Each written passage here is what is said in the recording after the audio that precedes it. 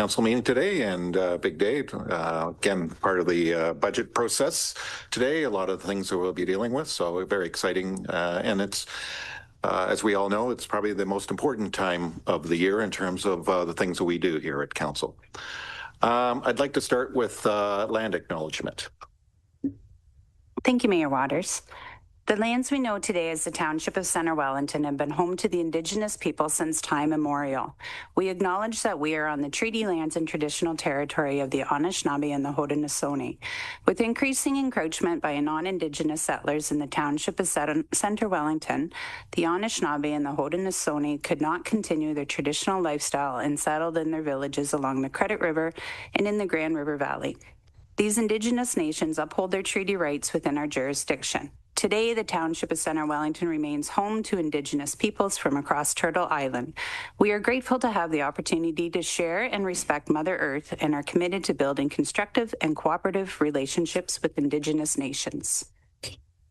Thank you, Councillor Jefferson. Addendums and corrections to the agenda. Disclosure of pecuniary interest under the Municipal Conflict of Interest Act. Okay, seeing none, we'll move into item 5, presentation and announcements. And I would like to invite our county friend, Councillor Steve O'Neill, to come and speak to all things county.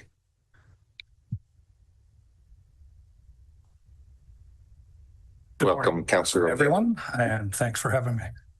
We're going to talk a bit about solid waste, including recycling, garbage, and organic waste. And I know Councillor Ballantyne spoke about some of these issues last month.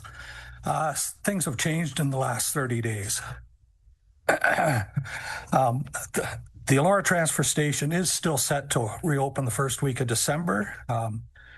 We spent a fair bit of money on that site, but it is our busiest facility, and the reopening will be very welcome. As you're all aware, recycling was taken over by the producers on July 1st. Wellington County was in the last batch of those to be taken over. When the producers took over, they did not have to service the business sector, and they will not service the business sector. The county decided to provide service, and we pay about $130,000 a year to have 14 downtown cores having access to curbside collection of recyclables. Those businesses, as you're aware, are serviced by wheeled carts that are picked up mechanically. That meant businesses outside those core areas are not receiving curbside pickup. Any business can be issued a fee exemption card, so they can go to one of our facilities and get rid of their recyclables at no charge. Therefore, Elora reopening will be very welcome, I'm sure. Throughout the summer and into September, county staff thought that in January 2026, we would be able to piggyback other businesses onto the producer's contract for recycling. That would have been province-wide. The county would have had to pay for that, but we would have done that. On October 1st, we received a letter from the Ministry of Environment telling us that option was not going to happen. The producers are not willing to work with that proposal. And again, that would have been province-wide. So Solid Waste Services Committee at our October meeting had asked staff to see how we can expand business recycling for curbside collection in the 14 communities we service with the CARTS program. We'll see where that goes. Another change coming. Staff is expecting that all residences within the county will be using large recycling carts in 2026 or early 2027, again, depending upon how the producers roll out that program. Our 7-year solid waste service contract is up in July of 2027, and we have 3 options to extend it 3 times for 1 year at a time. The reason for that is contractor equipment is usually pretty well used up before 10 years is up. So that's why contracts are set at that stage or at that age. Staff are beginning to prepare a tender for our next contract. we expect to use one of those extensions. So the new contract isn't expected to begin until 2028. Some of the changes we expect. Recycling will be cart-based, we expect by then, because of the producers will be insisting on that. We will probably be looking at a garbage pickup by carts as well. Most municipalities in our area are that way and province-wide. Regional Waterloo is switching, I think in March of 2026. Organics would be picked up as well in a cart. We have a small cart now. We would need to go to a larger bin for organics. Our leaf and yard waste, we're looking to get it contracted in the contract to be picked up on the day that your garbage and organics would be picked up instead of on a day throughout the week. Currently now you could have it picked up at your place on Monday, or it could take till Saturday till they get to you. It would be done manually though. You'd still put it out in brown bags. So changes are coming to solid waste services. Automated speed enforcement. It's going to stop in November, we're told.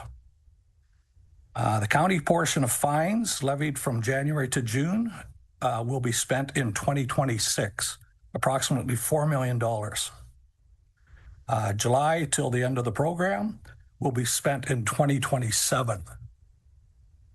Our Premier has said the municipalities will be given money to pay for alternative ways to prevent speeding in areas that speed cameras are being removed from. We'll see what we get there. County staff have proposed areas where we would spend the $4 million in 2026. And these came out, this was being worked on, obviously, before the Premier spoke a few weeks ago about getting rid of the cameras. Paving Wellington Road 21 from Wellington Road 7 to the Region of Waterloo boundary. Doing intersection improvements at 21 and 8th line, including turning lanes, curve and guardrail improvements. There have been 72 collisions in the past 5 years on that stretch of road.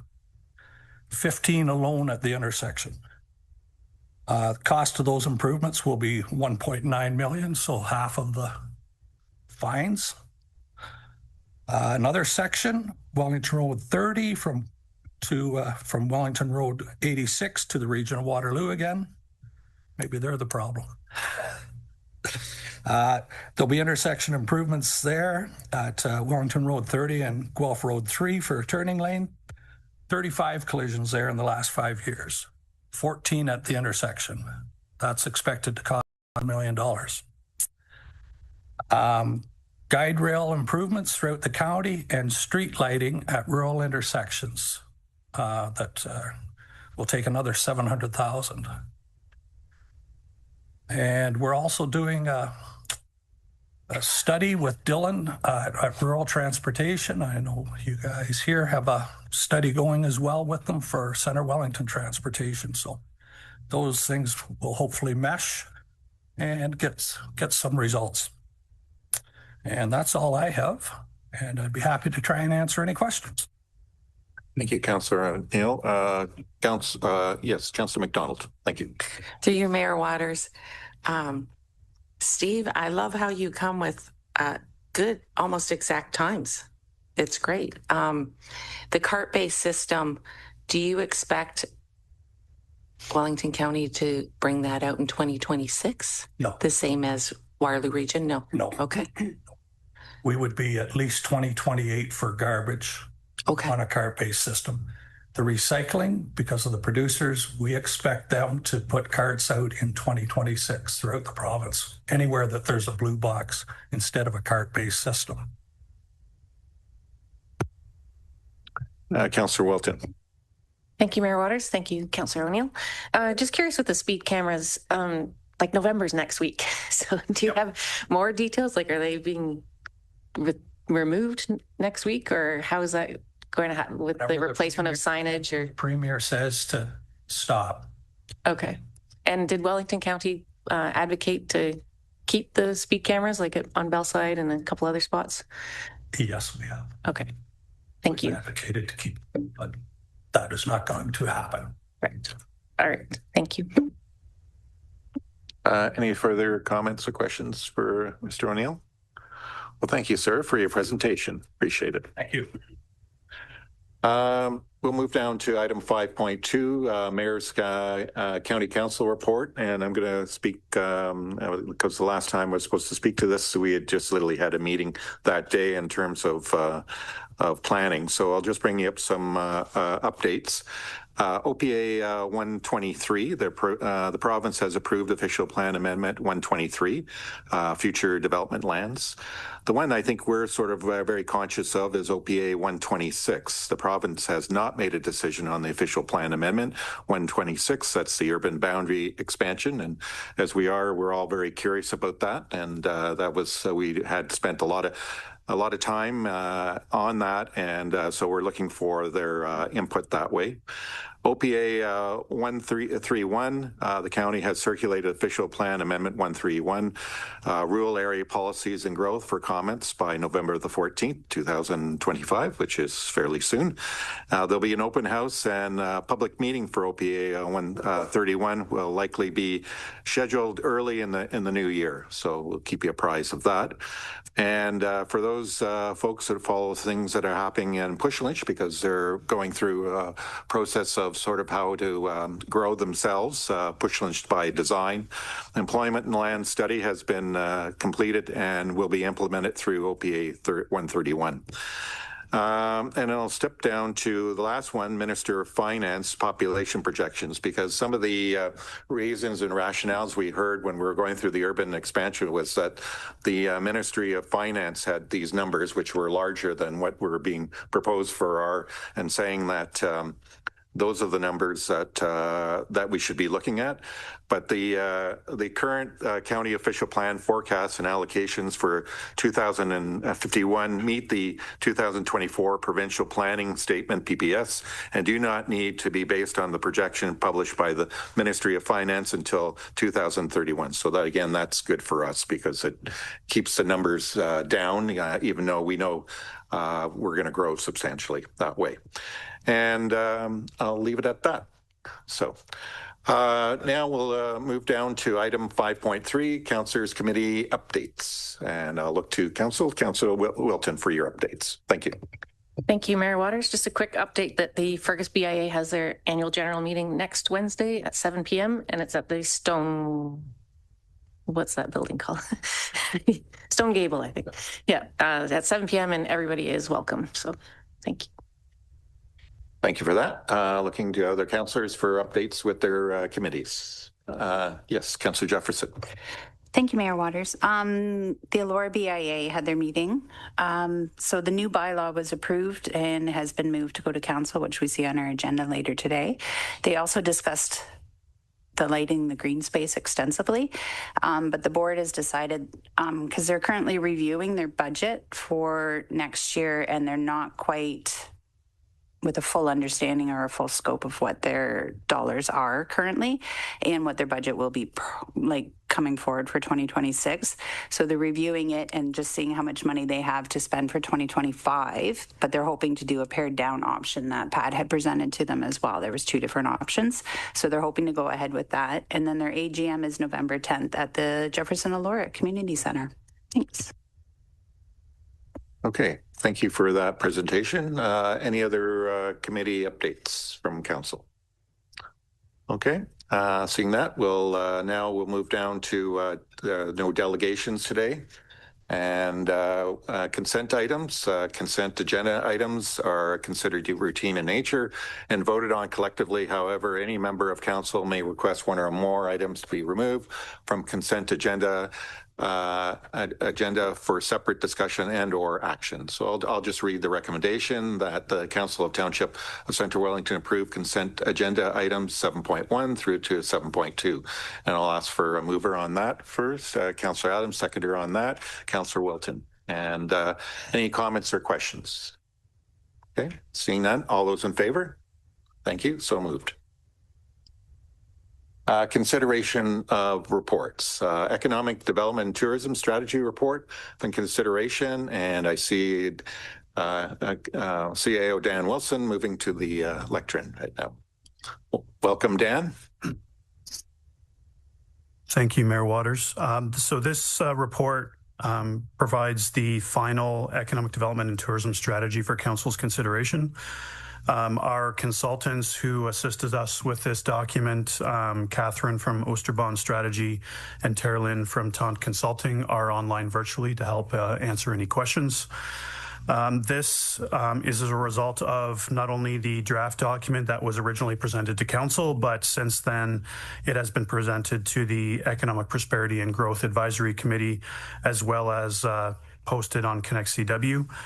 We have prepared a revision matrix, which is at the back of the document within the agenda, that shows all of the comments received from residents, council, and committee members, as well as the resulting changes, if any, made to the document itself.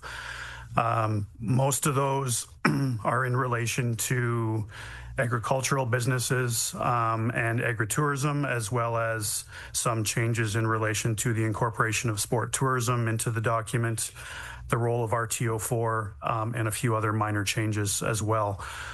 This document will become critical moving forward. It becomes a guiding document for the new Municipal Service Corporation when it's established for economic development and tourism. So it's critical that we have approval from Council before we decide to incorporate this into future budgets. So I'll leave it at that. I'm happy to take questions at this time. Thank you. Councillor Wilton. Thank you, Mayor Waters, and thank you, Dan.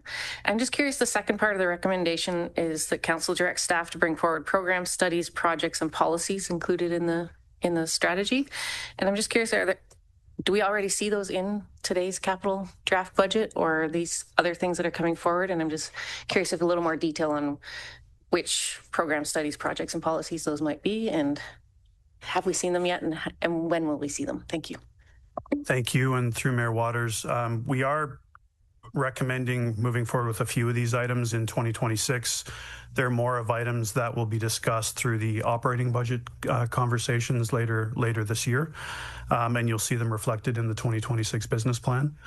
So nothing that is capital in nature for discussion today, but we recognize that 2026 may be a transition year where we're moving from a township-driven economic development and tourism areas to a municipal service corporation. So there'll be a transition period, but we still want to accomplish some of the areas outlined within the economic development and tourism strategy. So we're still in the middle of developing what exactly we want to accomplish in 2026, but we will bring that forward as part of the operating budget and the business plan.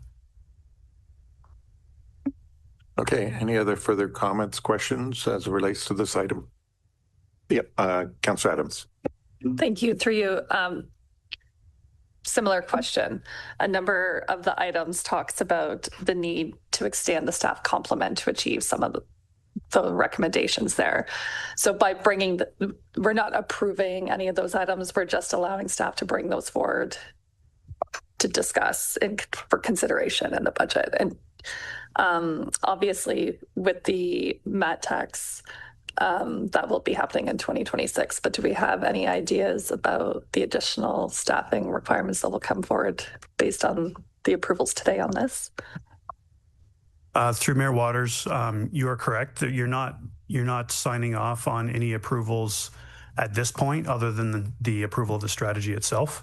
All items within the strategy will come forward for council approval separately as part of budget processes or staff reports. So you're not, in a sense, approving any of the detailed items within the strategy at this point or the staffing recommendations at this point.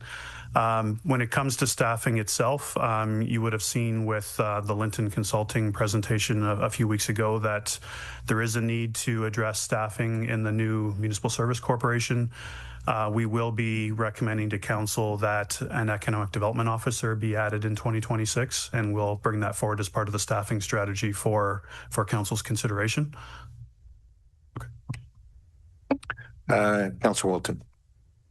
Thank you, Mayor Waters. And this might be more of a comment, but on item 2.4, it's or action activity 2.4, it's establish a meaningful relationship with the Elora Research Station and the University of Guelph. I just comment that it's really the University of Guelph, the Research Innovation Office that you need to establish a relationship with.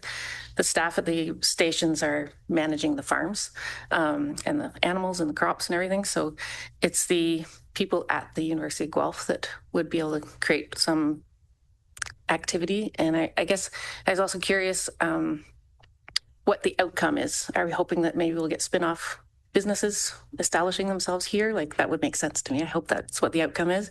But I just found the wording of that activity and the wording of quite a few of the action items a little bit vague. So just curious on that one, though, if what the outcome is desired, what the desired outcome might be. And then just if that could be maybe corrected in the report that it's not the staff at the research station, but staff at the University of Guelph.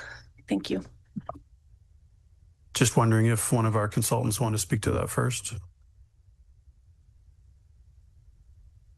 Absolutely. Thanks for the question, Councillor Wilton. Certainly, absolutely the relationship and the management of the Allure Research Centre rests with the University of Guelph. The focus is really meant to be on enhancing that connection and that part of the relationship with the University of Guelph, as they do manage the Allure Research Station or are one of the partners that are involved in that. And yes, with that action, the desired outcome is both technology transfer and business development. So at this point, it doesn't seem like there is a strong relationship between the extensive research that's going on at the research center and the surrounding communities. So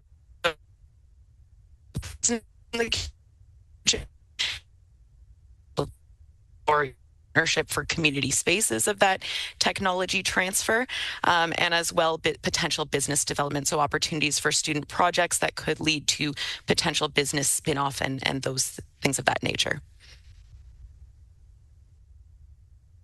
And to answer your final question about the vagueness of the strategy, the intent is to have more detailed recommendations as part of the annual business plan. So when we bring forward the business plan, it'll be more specific in terms of how we intend to accomplish the strategy.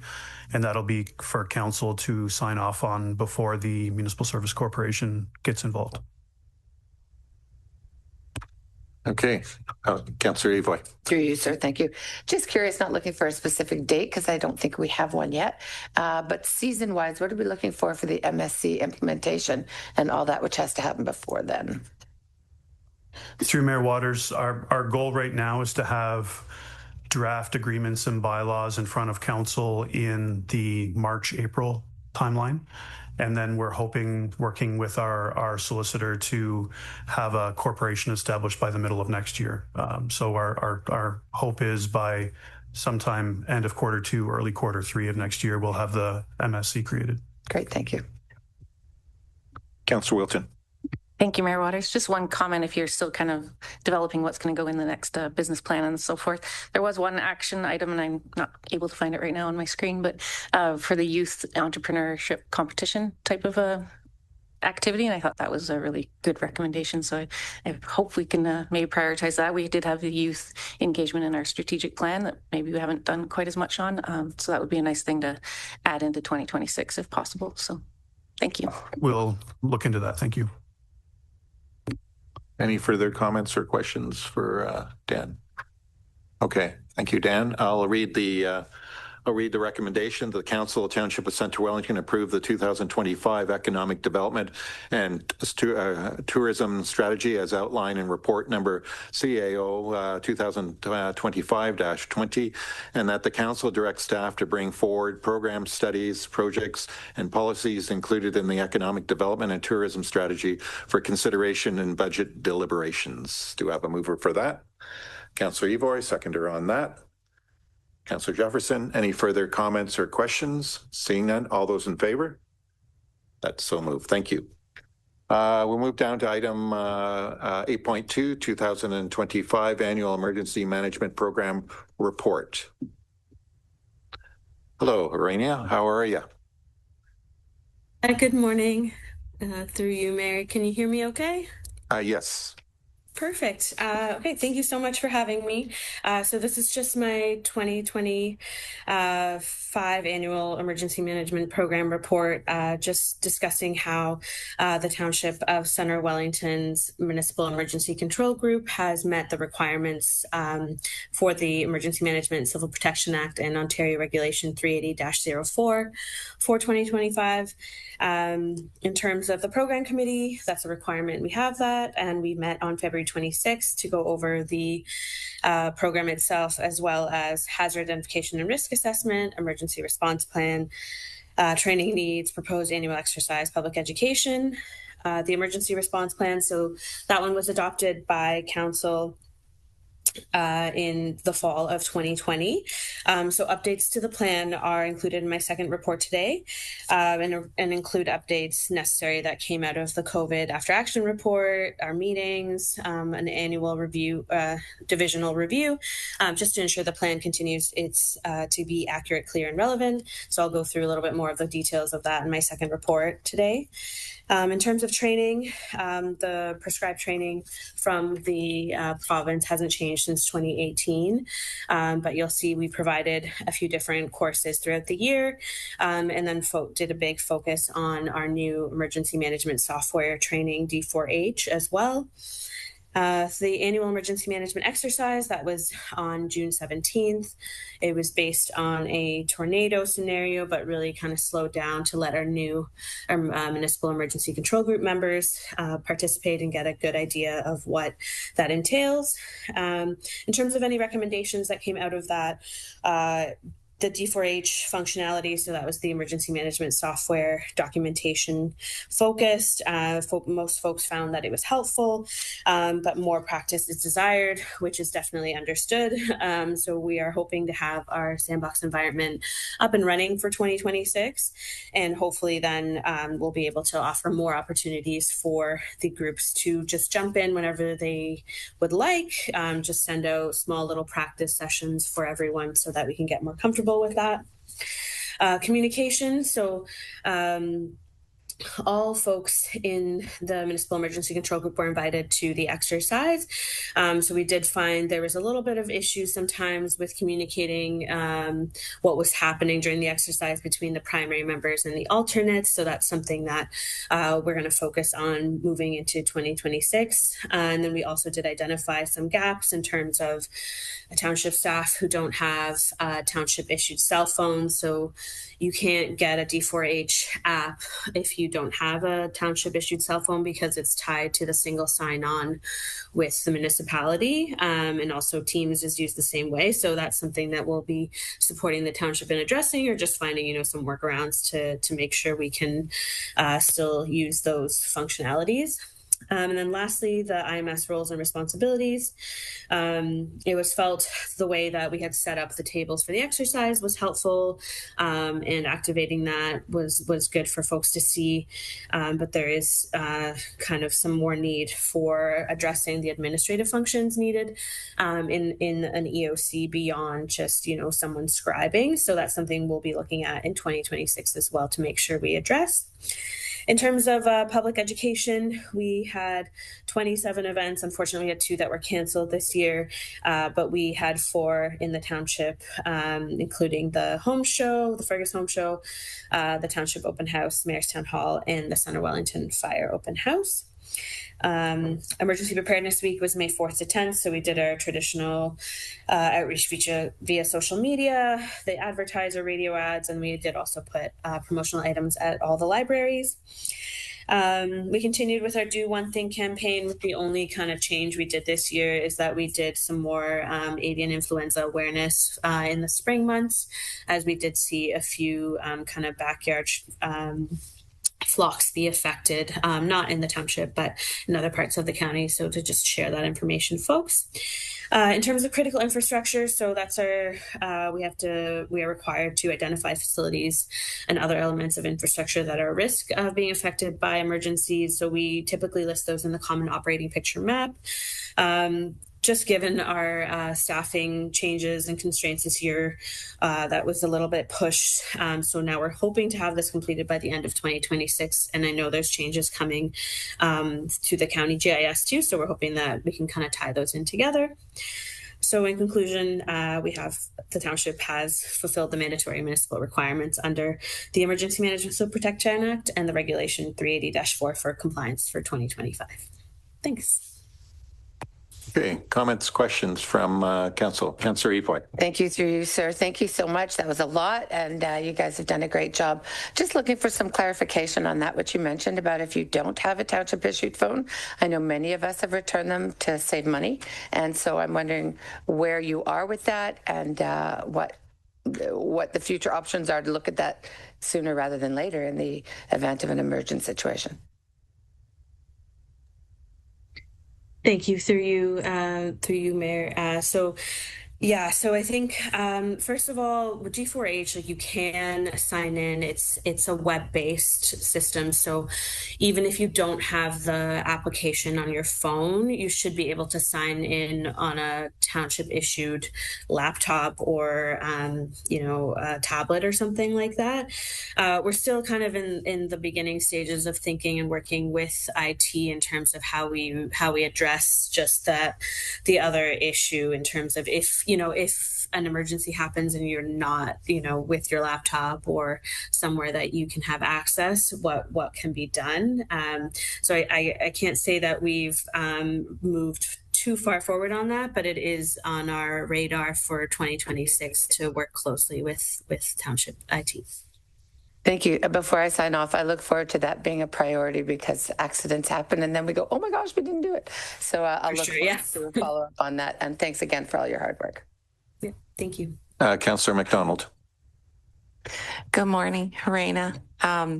Thank you so much for coming today. I just want to commend you and your department. I was at the Center Wellington Fire Department open house, and you had a lot of really great questions from the community on how we're prepared for, a tornado or something. And I also want to commend you and your staff on the training that I received. It was really good. We all did sign in and we did sort of a mock event and under CAO Wilson. So thank you for organizing that for me. Any further comments or questions on this part of the report? Okay, so I'm going to read the recommendation that the Township of Centre Wellington Council receive Emergency Management Report EM 2025-01 dated October 27, 2025 regarding the status of Township Emergency Management Program for 2025, and further that the Council of the Township of Centre Wellington accepts the annual status report of the Township Emergency Management Program for 2025. Do we have a mover for that? Councillor Wilton, seconder on that, Councillor McDonald. Any further comments or questions? Seeing none, all those in favor? That's so moved. Okay, now we'll move down to item 8.3, Municipal Emergency Response Plan Updates, and I'll let you continue. Thank you, through you, Mayor. So the emergency response plan, like I mentioned, was last passed through council in the fall of 2020.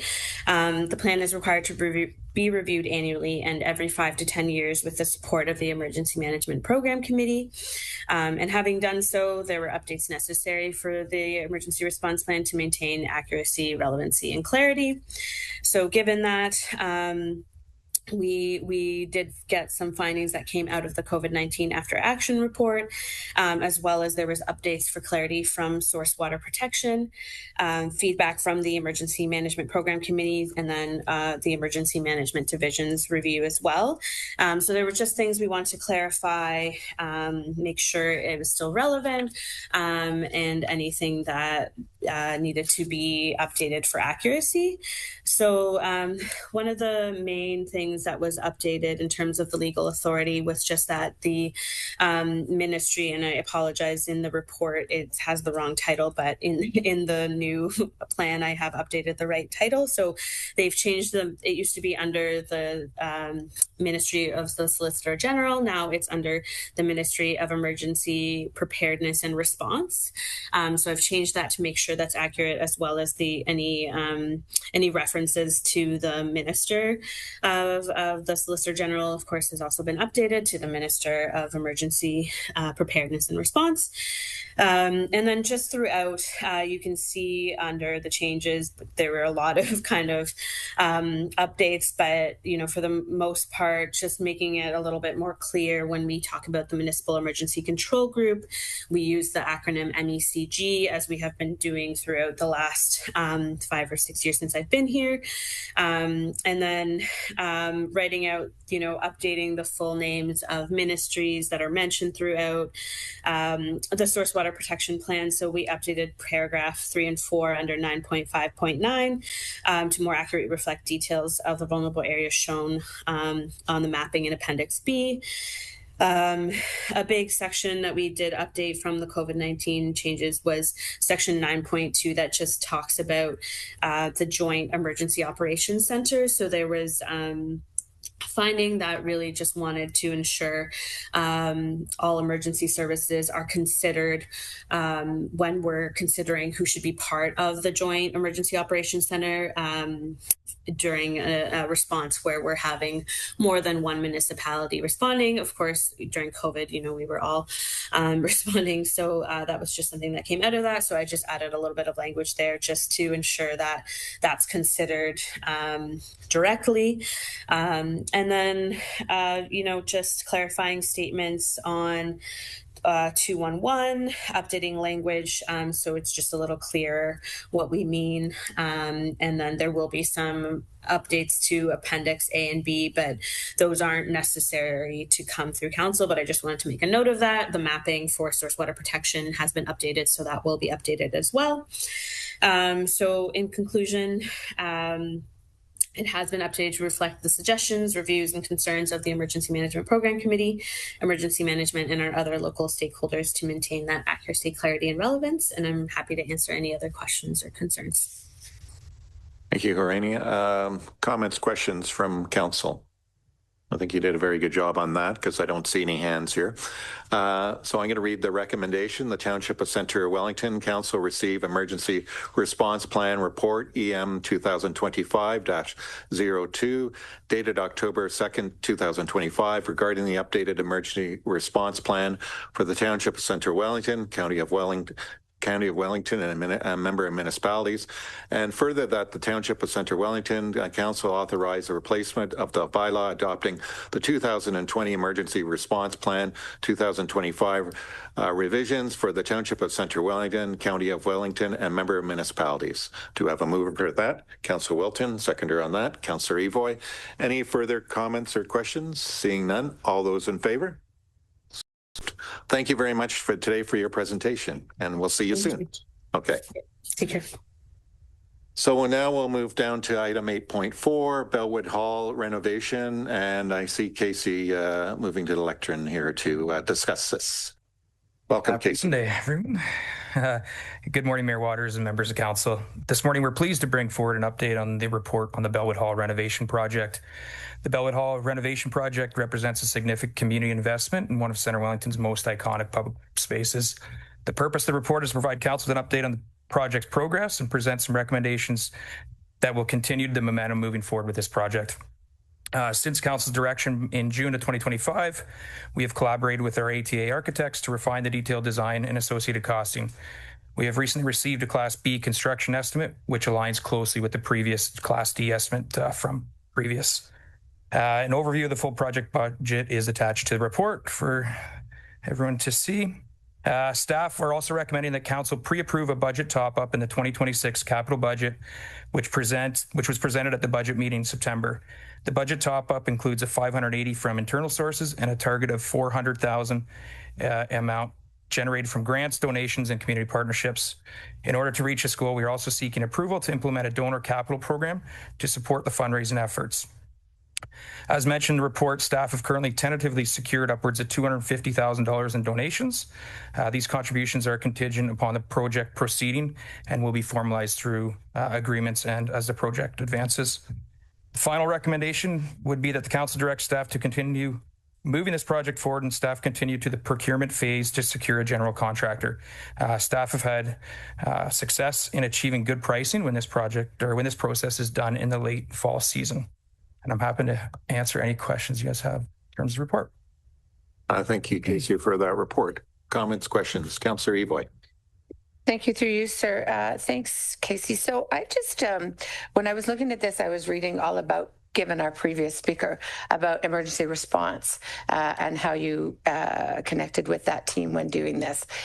Is that known, is the hall known as the place to gather in the event of an emergency, or like, is that the Bellwood spot right now? And if it is, do we have an alternate for the next year, or is there a necessity for an alternate? It hasn't been associated as one of our emergency shelters. It is not. The JECC and the Fergus Sportsplex have generators, so the ability of power probably in terms of Herania's presentation, but the Bellwood Hall is not right now one of our emergency shelter locations. As we're planning and looking forward, should we not consider that then? I think it would be a great future investment at that facility to enable that ability as well. Great, looking forward to follow up. Thanks. Further comments, questions from Councillor Adams? Thank you. Through you.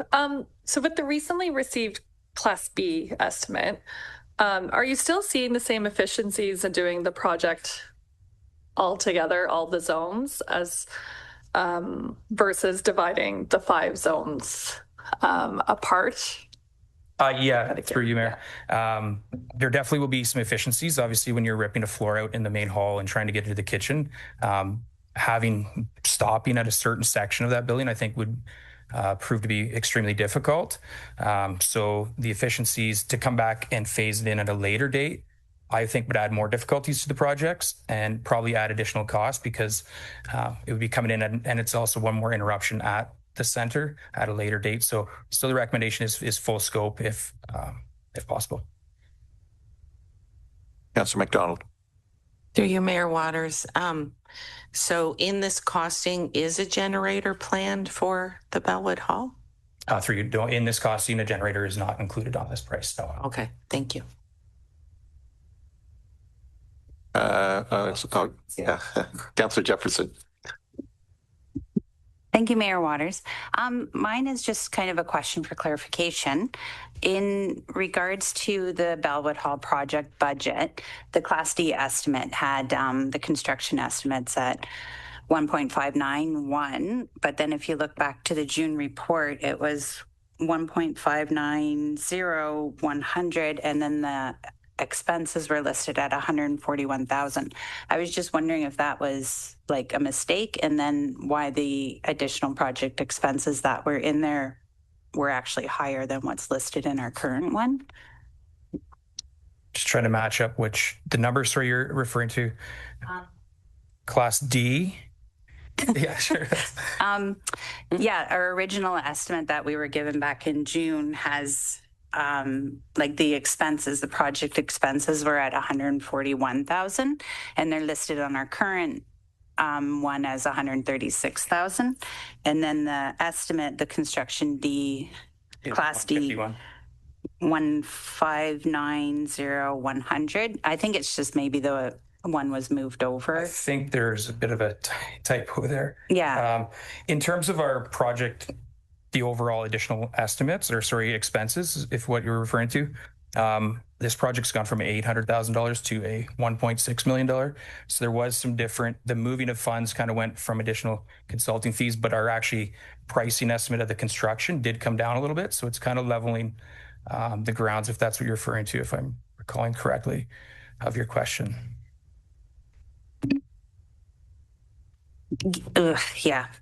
Just because with the estimates from the Class D to the Class B, if we need the full 980, just because it was listed out for the total was 1.850969, so almost 1.851, and then the Class B estimates at 1.870. So I'm just wondering if the budget top up is based off of those like totals at the bottom for coming up, like if we need less. The project totals would be yes, based on the Class B estimate at the bottom. There was a little bit of an additional in terms of in terms of timing, depending on when the project the escalation cost was added when we were putting in for the pre-budget. And that's why we picked the $980,000 top up. And it did end up, we didn't have the Class B estimate at that point when we were putting in the budget top up recommendation. So yeah, if that, I think now I understand what you're asking. Sorry, my apologies. Yeah. Okay. Councillor Evoy. My apologies, Councillor Jefferson. I couldn't see your hand. So I am actually going to go back to the Bellwood Hall becoming a third space, a third emergency space. In that we have one in Ferguson, one in Laura, and all three communities are growing. And Casey agrees it would be wise to look at it this time. What do we need to do to make sure we do look at it at this time to have a potential third space while we're in the construction stage, so that when the need arises, we hopefully will have a third option? Pat's going to handle it. Pat? Yeah, that's a great question. So just so we're clear, both the Jefferson Lower Community Center and the Sportsplex are able to be both shelter or reception centers. The Bellwood Hall would only qualify for reception center because it doesn't have showers, which is needed for a shelter. So just so that I'm understanding, we're talking about using the Bellwood Hall as a reception center. And if the direction from council is that we find out a scope of price to add a generator to this project, we can take that back and see what that would take. I'm not sure if I can tell you any range or anything because we haven't taken a look at that at all. The other thing is it could be done afterwards. So we just make sure that the electrical is done in a way that a generator can be added later if council chooses to add that to the next capital budget. Thanks. In my opinion, through you, sir, I'd like to go ahead now and see if my colleagues agree, but I think it would be prudent for us to, plan to go ahead and make it a reception center in case of an emergency. I personally can't find a reason to put it off, but I look to my colleagues and CAO Wilson for further direction. Through Mayor Waters, what I would suggest is we would need council direction to get a price to at least have the wiring in place for a generator, and then we can consider adding the generator as part of a budget discussion. But at this point, I think the piece to consider sooner rather than later is to get a cost estimate for the wiring for the generator. So we would need council direction to do that. Any further comments, questions as it relates to this item? Yes, Councillor Wilton. I'm going to go totally different topic, but just curious with the timing, because I know the Lions have their big event, the Pike Derby, and I know you've consulted with the Lions Club a lot, so I'm just curious if that timing's all going to work out, that some of those big events can still happen, or will this be an interruption for 2026? Yeah, through you, Mayor Waters, that discussion has happened several times with the Lions Club. We do feel that we could, in advance, prepare for another alternate, potentially using the Maple Park. So we've had kind of some preliminary discussions on ways to still operate that event, because it is a large event for that group that won't interfere with the construction. Okay, any other further comments or questions? Okay, so I'm going back to Councillor Evoy's question in terms of that. I mentioned, would that have to be picked up as part of our recommendation? I'm just looking for staff here. I think it should be considered as an amendment. If Councillor Evoy wishes to move it and get a seconder, then I think it'd be appropriate to do it as an amendment. Okay. Okay, so who would like to craft this, or we'd start anyways? I will start. Again, I'm sure our wonderful deputy clerk will take care of the details, but I would like to make an amendment that suggests, before we pass this report, that we look at pricing out both options, just the wiring and generator, before we go ahead at Bellwood Hall reconstruction. And all you smart people who can write better than me, feel free to tweak it. right, Pat's got an input. Thank you. If we could just clarify that, should we be able to afford either option within the budget established, we can move forward. And if the generator itself cannot be included, that it be prepared. In other words, we can look at the actual generator as something to add to a future budget. So if we could just add that, unless council's directing us to increase the budget to accommodate both regardless of pricing. Councillor Evelyn?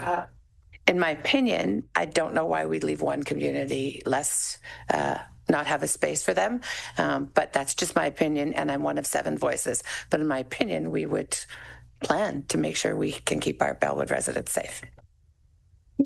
Councillor Wilton? I'm a big fan of this project. I've made that clear before. So I just don't want to see anything postpone it or hold it up.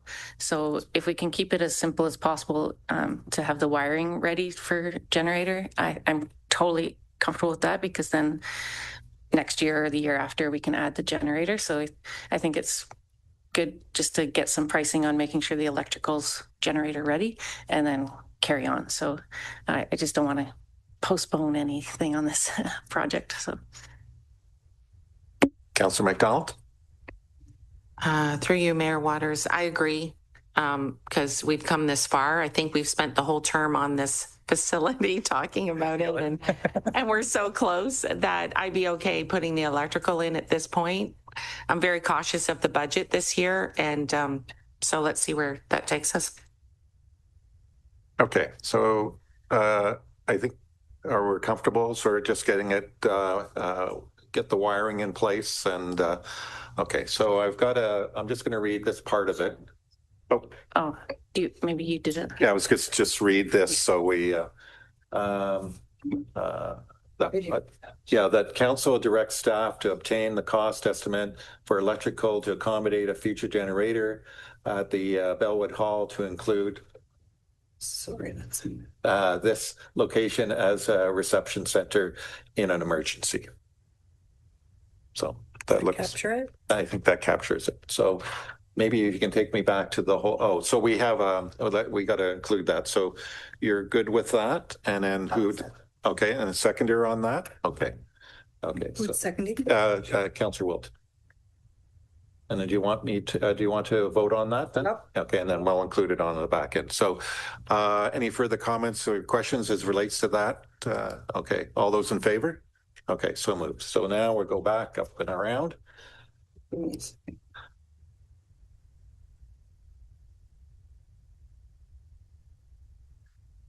Yep, no worries. Okay.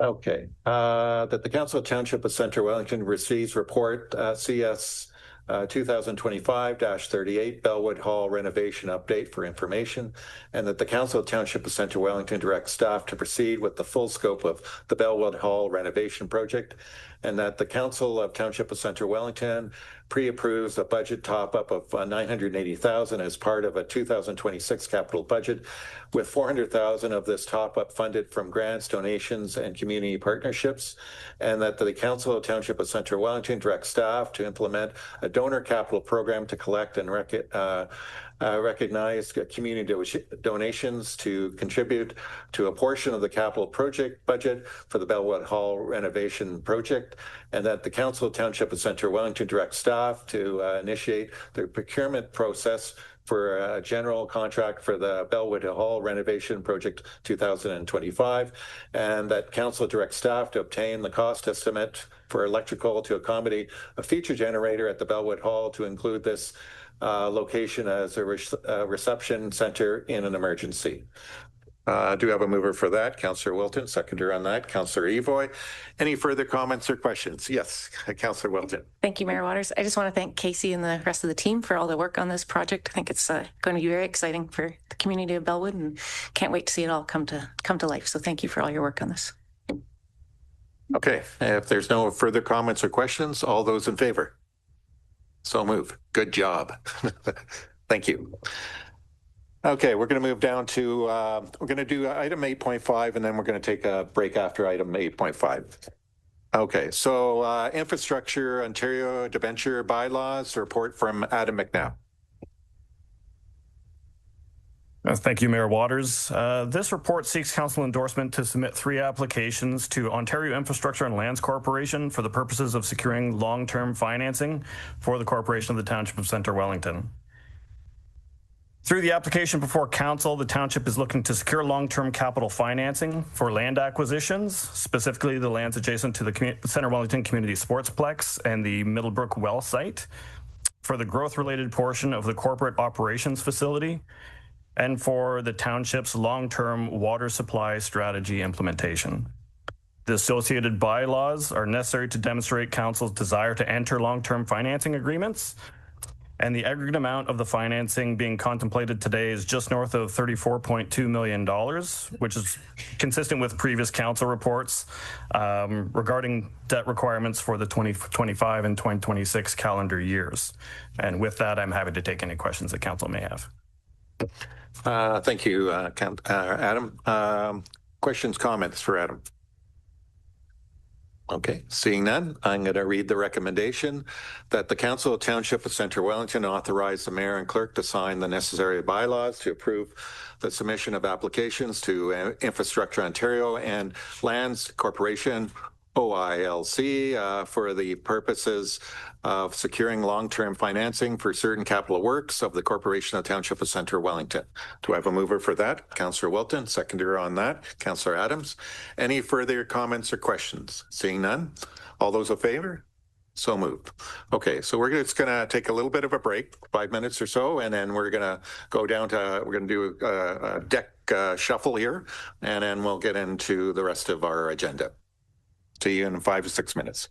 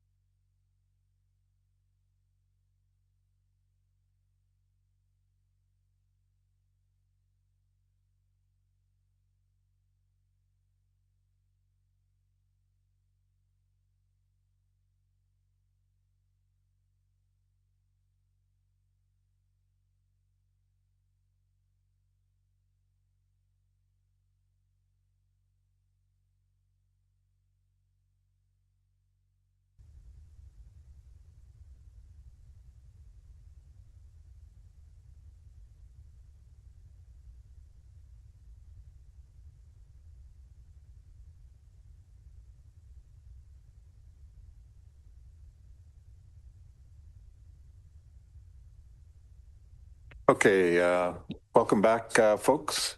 We're going to move down now to item 8.6, update on operating and capital inflation, and a report from Adam McNabb.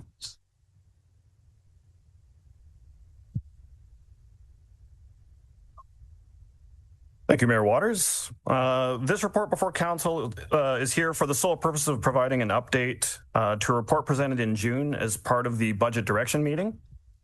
For context, the township's operating budget has a blend of costs that are either affected by increases associated with capital, operating, or not affected at all by inflation. At the township, we look to the Consumer Price Index, or CPI, to either inform or verify operating inflationary impacts. And we also look to the Non-Residential Building Construction Price Index, which is used to inform or verify capital budgetary impacts or implications. By way of update, the year-over-year CPI has increased from 1.6% in June to 2.9% in October, and the NRB CPI has increased from 3.3 to 3.7%. When looking at this on a composite level, factoring in weighing between operating and capital, this would suggest that in order to keep pace with inflation, the township's tax rate increase should be in the vicinity of 3.1% going into 2026. When presented in June, the composite was at 2.1%. And worth noting that this is just a proxy for inflationary factors and shouldn't be taken letter for letter. The current budget direction is for staff to prepare a draft 2026 budget with a tax rate increase of 2.5% or less before asset management contributions. And with that, I'm happy to field any questions the council may have relative to the report. Council, comments, questions? Councillor Wilton. Thank you, Mayor Waters. Thank you, Adam. I'm just curious how this kind of squares with the fact that we've had surpluses for the past 2 years.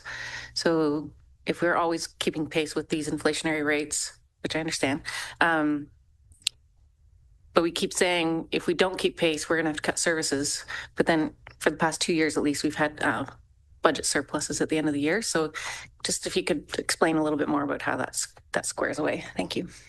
Yeah, certainly. Thank you for the question, Councillor Wilton, and through you, Mayor Waters. Really, again, just the metrics before you are just presented to be indicative rates in terms of what we can anticipate.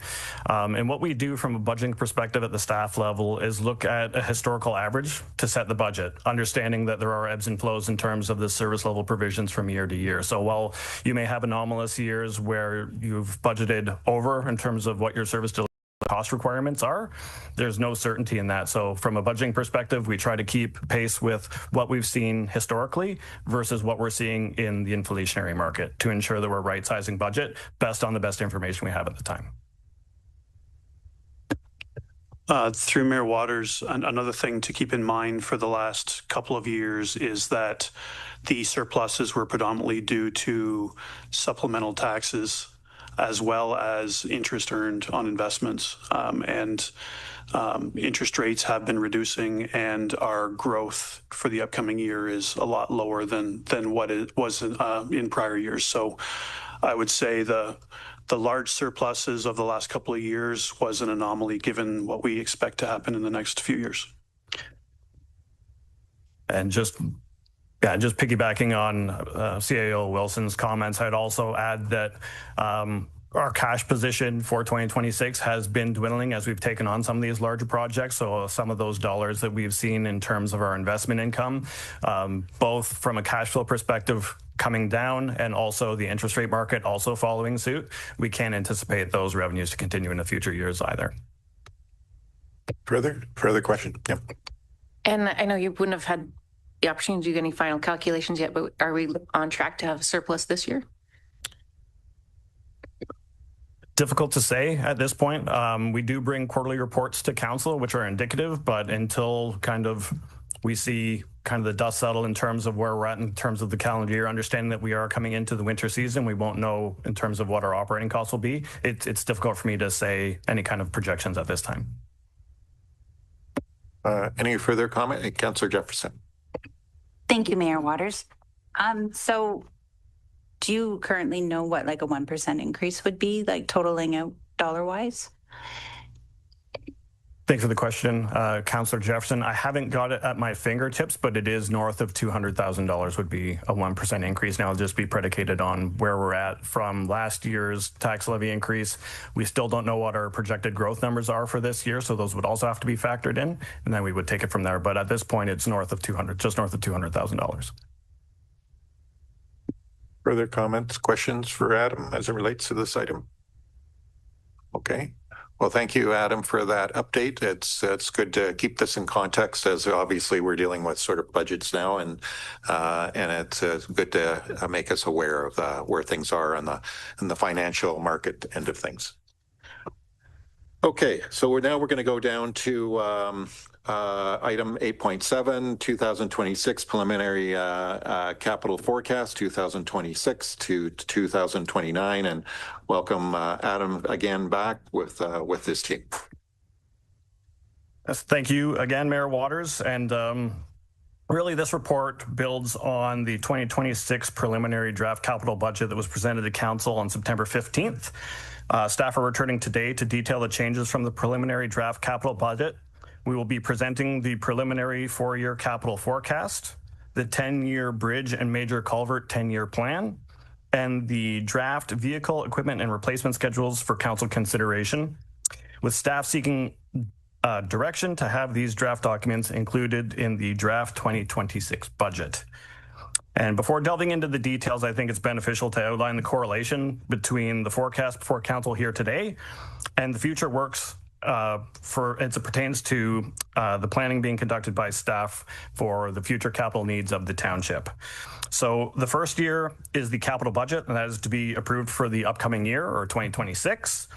The 2 years following the capital budget are being pre-approved for staff planning purposes, so that would be 2027 and 2028 calendar years. And the remaining 7 years of the forecast are shown for information and longer-term planning processes.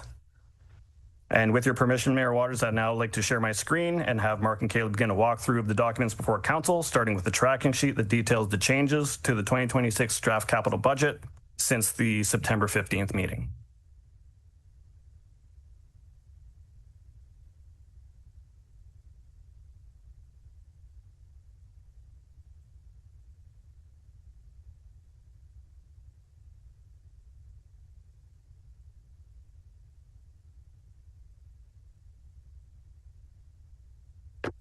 Okay, well, that's coming up on the screen. There it is. As Adam mentioned, the tracking sheet, as we mentioned back in September's meeting, we were going to keep track of any changes that came about between that September meeting and today's meeting, and that's what you have before you there. There are a total of 18 changes, and as I believe Council's aware, we're undergoing a number of studies this year. So the main one being the development charge background study, and that has led to some of the changes that are listed on this this tracking sheet, specifically items 8, 11, and 12. Those were items where it was determined in the past month that there's actually a growth component to it, and as a result, some funding changed from tax supported to development charge funded. You'll find on here, I'm not going to go through them all one by one. I thought at the end I'd just open it for any questions that you may have on specific items, but you'll find they're kind of in 3 categories. One category being their top-ups to the various projects. So items 1 and 2 would be examples of those where we've got some better estimates on the cost of the project, and it required some top-ups. You also find there are some new projects that are in here. Item 9 and 16 are new projects. And you'll also see items 17 and 18 at the bottom. We have replaced what was shown back in the September meeting was the replacement forecasts as they looked in the 2025 budget, so last year's budget, what 2026 was proposing. We have since finalized them in a draft format, the replacement schedules, and we have included those numbers in the 2026 budget with the change on this tracking sheet, and you'll see the schedules are attached in here, and we've also put those numbers into the 4-year schedule or capital forecast that we'll speak to shortly. So I think with that, I'll just mention that we went from a balance on the capital budget of about 36.2 million back in September. We're now at about 35.5 million in this draft budget. I'll open up for questions at this point. Okay. Yeah, very good. Time for a break here. Okay, Councillor Wilton. Thank you, Mayor Waters. This might be a question for Pat or perhaps Adam. Items 4, 5, and 6, the Sportsplex Grounds Plan, the Sportsplex Land Site Development Study, and then the MRF study. I just noticed that the 2 studies are moved to 2027 to make room for the MRF. So I'm just curious if somebody can walk through kind of the thinking on how this project kind of gets staged out and how we kind of put all the pieces in place to make way for the MRF, but making sure we're using the land properly too. Thank you.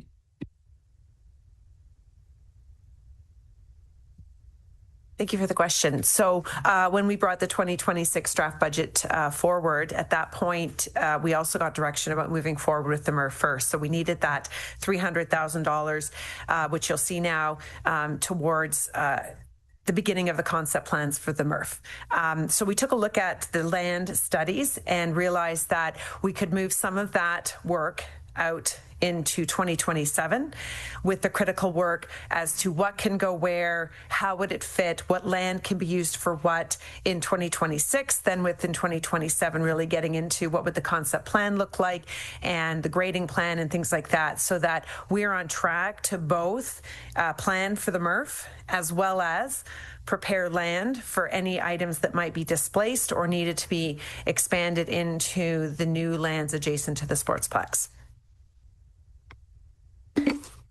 Okay, maybe I'm missing something then, because does the MRF study, so line item 6, include that detailed study of what can go where? Or I thought that was the Sportsplex grounds plan.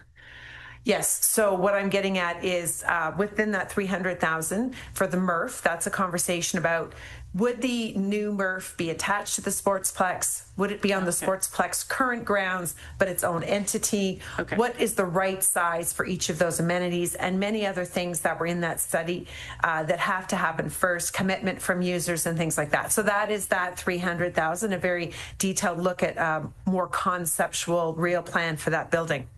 Then the Sportsplex lands is a conversation, initially some studies to look at how that land could be developed, phased, what goes where when we look at the whole 30-year Parks and Recreation Plan, everything that has to be built out and added into that space. So first we have to figure out the agricultural impact study, the layout of what needs to go in there, some topo surveys, some land surveys and things like that. So that we're going to spend over 2 years. And then the goal being that by the time we have completed 2026, we will have an understanding of where the MRF will go, what it will impact on the Sportsplex grounds, and then how that could be adapted into the new Sportsplex lands, with the idea by 2028, when we're breaking ground, we're also kind of moving into that new lands.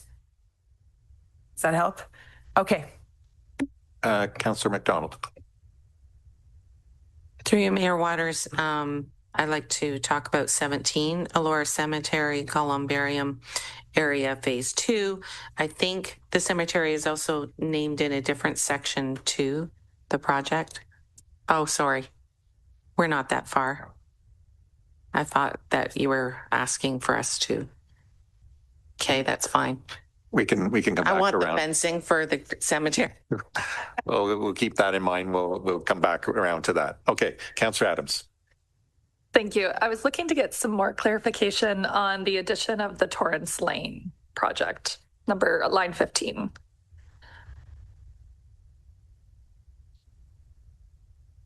Colin, maybe? Oh, we can.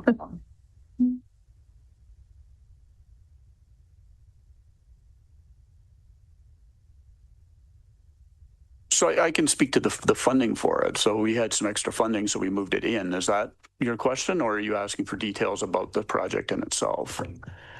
I'm kind of looking for more details. The way I was reading it is that this has been added in. It wasn't initially in the budget before us, and I see it's a 2024 project. I think it might be Bellwood, but I'm not sure exactly. And I know it's a project moved to 2026 with 410,000. That would be tax funded. So I'm just kind of curious about the reason of it being put in at this time. Like, is there like a risk or something, like an issue with it right now? Welcome, Adam. Yes, thanks, Mayor Waters. Hi, everybody. So yes, to answer your question, Councillor Adams. So it is one of our higher need roads based on our 2022 road study. In that area, we've seen the asphalt paving has sunk relative to the concrete curbs. So it actually gives the appearance like it needs surface asphalt, but it's just over time that the road has really sunk a lot in that area. So it's definitely a deficient area, and there are a number of streets in that Bellwood area that are kind of similar. This was what we determined to be kind of one of the higher priority of the group. When we were initially doing some of our budget planning, we had wanted it in for 2026, and then, you know, based on kind of the triage of projects, it had to move out of 2026, and now we've been able to move it back into the 2026 capital program, and that explains why you're seeing it in that tracking sheet. You're welcome. Councillor Evoy. Thank you, sir. Through you, I'm looking for clarification on numbers 7 and 8, both for myself and people who might be watching. Can you expand a little bit about what's happening there, please? Thanks, Colin.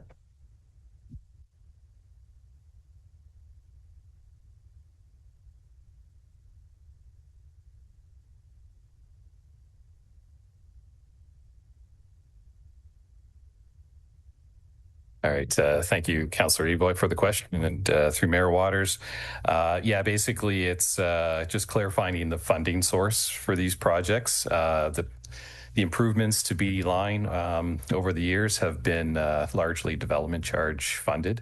And so the intersection improvements on BD line would be no different. So basically development charge contribution. I take the original draft of the budget that was presented earlier, just showed these as tax supported funding, but in reality they should be, they're in the DC bylaw. So we want to make sure that the funding reflected a development charge component. So that's the change here. Okay. Any further comments? Oh, go ahead, Mark. Actually, yeah, I'll just clarify one thing there. So what Colin said is certainly correct for number 8. Number 7 is actually just a top up, and the DC tax split there just means that it was DC funded 95% and tax was the other 5%. So essentially $500 came from tax and $9,500 came from DCs for that top up of 10 grand. Great. Okay.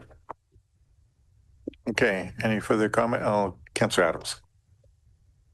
Thank you, through you.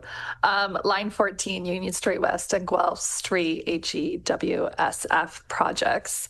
I know, can you just clarify what the change is now? I understand that we received the grant, but what is the change happening right now? Can you just clarify projects moved to 2026 to 28, since we're talking about bad conditioned roads? Yeah, so we're just aligning the funding for those projects with the kind of the cash flow for that large capital project. So as council knows, we obtained 6.8 million in provincial funding for the offsite linear infrastructure to support the South Fergus lands, and so this would be actually yeah, so this would be a kind of township component of the design. We'd like to get the design going next year, and then capital construction would be the year following, likely 2 years following, so 27, 28. Yeah. Councillor Walton and Councillor Evoy. Thank you. I just have a question about the items that have moved from tax to development charge. So you're probably off the hook for this one. So I've noted that it's changing from tax supported to DC supported for Webster Park, Confederation Park, and one of the intersections, I think it is. And just wondering, this is based on the DC study, which council has not seen and will not see probably before this budget is approved. So I'm just kind of curious how we can be sure that that DC study is actually going to make room for accommodating these projects, because typically I wouldn't have thought that existing parks would have qualified for growth related studies, or projects. So if somebody could speak to that and where we're at with the DC study as well, please. Yes, thank you for the question, Councillor Wilton, and through you, Mayor Waters. Whenever possible, staff attempt to align budgeting with kind of our long-range planning documents, and 2026 is going to be a challenging year with several of those long-term forecasted perspective view reports either in a state of either coming to council for a final endorsement or still in work with the hopes that it'll be done prior to year's end. So with that, we try to align those whenever permissible. So I suspect through 2026 and future budgets, there will be some final reconciliation, but we're trying to align as best as we can with the data we've got to date. That said, from a DC perspective, we are afforded some flexibility. As these funds we collect for projects both current year and future years based on the forecast. That's how we develop and calculate the development charges to be received by the township. So with that, we are afforded some flexibility in terms of the project work because we have collected dollars for projects that we haven't yet kind of got underway. However, through that process, when we're looking at the DC study coming to pass, we have to reconcile those dollars in terms of some of the projects we've already funded, what we currently have in reserve, and what is going to be in the next iteration of the DC study to reconcile and make sure that we're only receiving the dollars that we need for projects identified and are sufficient in meeting the requirements for growth to be funded through development charges. That said, we also, as staff, report annually on the utilization of DC dollars to ensure transparency through the annual treasurer's statement so that it's always an open and transparent process and people understand where those DC dollars are going if outside of the scope of the kind of endorsed and enacted DC bylaw and background study. So I hope that provides a little bit of a backdrop in terms of how we're able to leverage those and change those within the confines of that transition year. And in terms of an update, we're hoping that we will have a draft of the DC background study and bylaw to council towards the end of November, pending any changes to the legislation, because I understand it is a bit of a hot button topic right now. Thank you, Adam. That does help clarify. Just to follow up though, given the flux that DC charges are in with the provincial government, is there any risk of us kind of allocating these projects to the DC supported category? Or do we feel confident that this is our DC study is going to line up and will support these projects in the new year? Thank you. Yeah. Again, thank you for the question, Councillor Wilton. We believe we're confident that they will line up. They are identified within the confines of the update to the study, and pending any kind of large-scale wholesale changes to kind of the Development Charges Act, we feel confident that we have, the reserve dollars in place to facilitate these needs, and also future cash flow projections will come to council with that DC study and future discussions at the budget table. So at a staff level, we're confident. We always do have the ability to pump the brakes on projects that have been identified as DC funding into the future if any kind of large-scale legislation changes happen, or as we're seeing in present day, kind of a slowing within the development market where we see kind of a reel back of some of those DC revenues. But as it stands now, staff remain confident with what's being proposed through the budgeting process for this year. Great, thank you. And you just made me nervous there with the pump the brakes on the projects. So I just want to make sure that these 3 projects don't get stopped, because I think we've been waiting a long time. Like Webster Park is desperately in need of upgrades. So just want to clarify that. Thank you. Yes, again, thank you for the question. I didn't mean to cause any stress. Really, it's pump the brakes on future projects. So we're seeing outside of what we're addressing now for the 2026 and the next kind of more recent years in the forecast, the out-year projects where we're already kind of identifying those as DC funded, we have the ability to kind of put a pause on those and still be able to conduct the work that we've got within the confines of the existing year budget. Through Mayor Waters, one thing we're waiting on right now, as Adam mentioned, was that the province may be making some tweaks to the legislation in the next month or so. We understand that one of the contentious items is the value of land in the GTA, and if they make a change in that general area, it's not going to really impact us from a legislation perspective. Councillor Evi. Councillor Jefferson.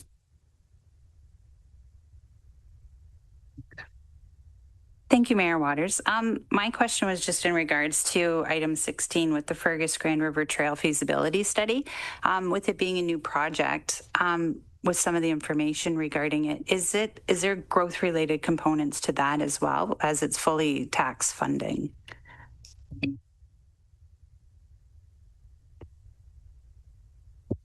That's a good question. I may have to defer to my colleagues to provide a little bit more scope to understand a little bit better in terms of the definition from a funding source perspective. As it's currently stipulated, it is from a tax perspective, but I will defer at this time. Yes, thanks, Adam. I can provide a bit more information just on the scope of that work. So, in light of the recommendations of the active transportation plan, we see there are kind of a number of active transportation projects throughout that area of Fergus. And we thought, there could be an opportunity to kind of link some of those together. And then one of the big recommendations from the active transportation plan was a new pedestrian crossing of the Grand River near the location of the Craighead Cottage. And so we thought we would like to have some funds available for kind of feasibility study, high-level conceptual design for next year to kind of get some of those projects going.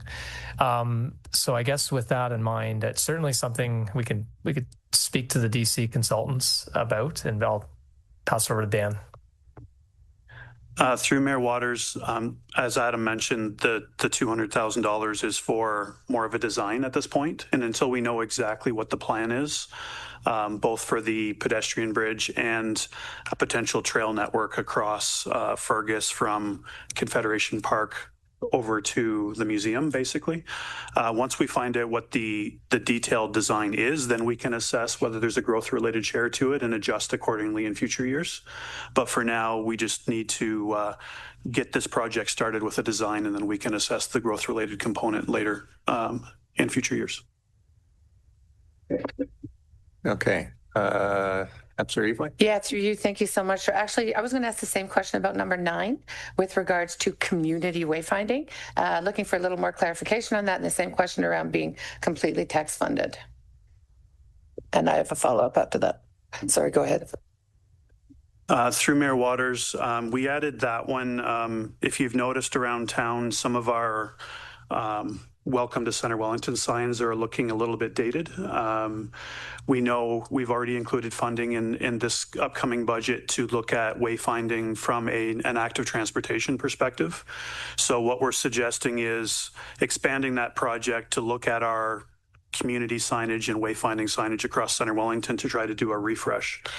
So that was the intent here, and it would be tax supported because it's existing signage that we're replacing. And would that, sorry, while I still have you here, would that also be in conjunction with things like, I know we discussed more or possibly more effective wayfinding for parking, as well as indication of what's happening around town, i.e. the tourist center?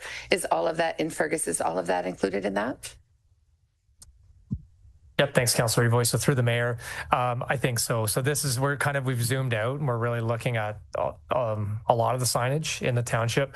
There's a focus on active transportation, on economic development, directing people to our business areas, and I think parking would fall under the umbrella of all of that. So that's something we can look at also.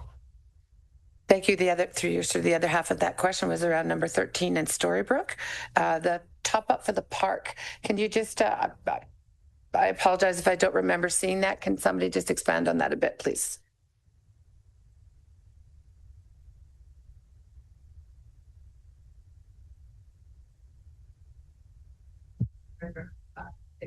Oh, yes. Yeah, thank you for the question. So that is the Elliott Park, which is in 2 pieces. And we've just received our more detailed funding and realized that we needed another $25,000 to fulfill all of the expectations and build out for that park. So we added the $25,000 while we had that opportunity. And that's the amendment. Yes, correct. Okay, great. Yep. Councillor Jefferson.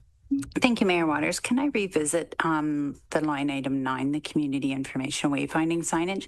I think it's to CAO Dan. With the dollars that we're talking for the signage, and I understand that there's going to be components for the active transportation and then economic development as well. But then we're also putting in, hopefully, the MSC. Would the dollars for the economic development portion of that be given to the MSC to decide what to do with it? Like if they want to change up branding or change up signage, etc., that's something that's going to fall within their scope, to my understanding. So is this dollars that we would kind of hold to put in there, or are we just moving ahead and doing kind of what we're wanting to do with the signage without the MSC? Through Mayor Waters, we can certainly have that conversation. I don't think the $100,000 will complete the project. We at least want to decide on what signage to install and design that signage in 2026, and then we can proceed with implementation beyond that. We can have the conversation with the MSC. There's more of a benefit to the community signage than just economic development and tourism. So there's a township benefit to having these signs in place. We just have to assess if and how much the MSC is involved in that process going forward, but that can be a future conversation. Councillor Eboy?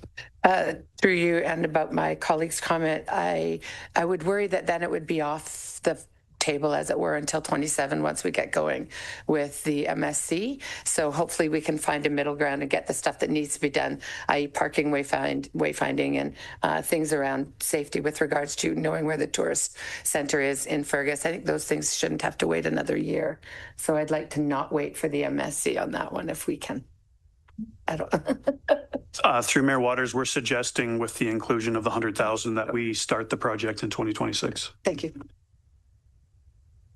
Okay, so for this section, that we any other comments or questions for this section of the report? Okay, Mark, you can move along then. All right, Adam, if you can bring up the bridge plan. I think we'll look at it first as components of the bridge plan are brought into the foyer there. So while Adam's finding that and getting up on screen, I'll just remind council that the bridge plan is fully funded from the dedicated capital levy, and OSIF proceeds that we capped, I believe it was 2020 or 2021, at $1,271,559. So that the first 1.3 million essentially of OSIF money we apply towards the bridge plan, and any amount in excess of that goes towards roads.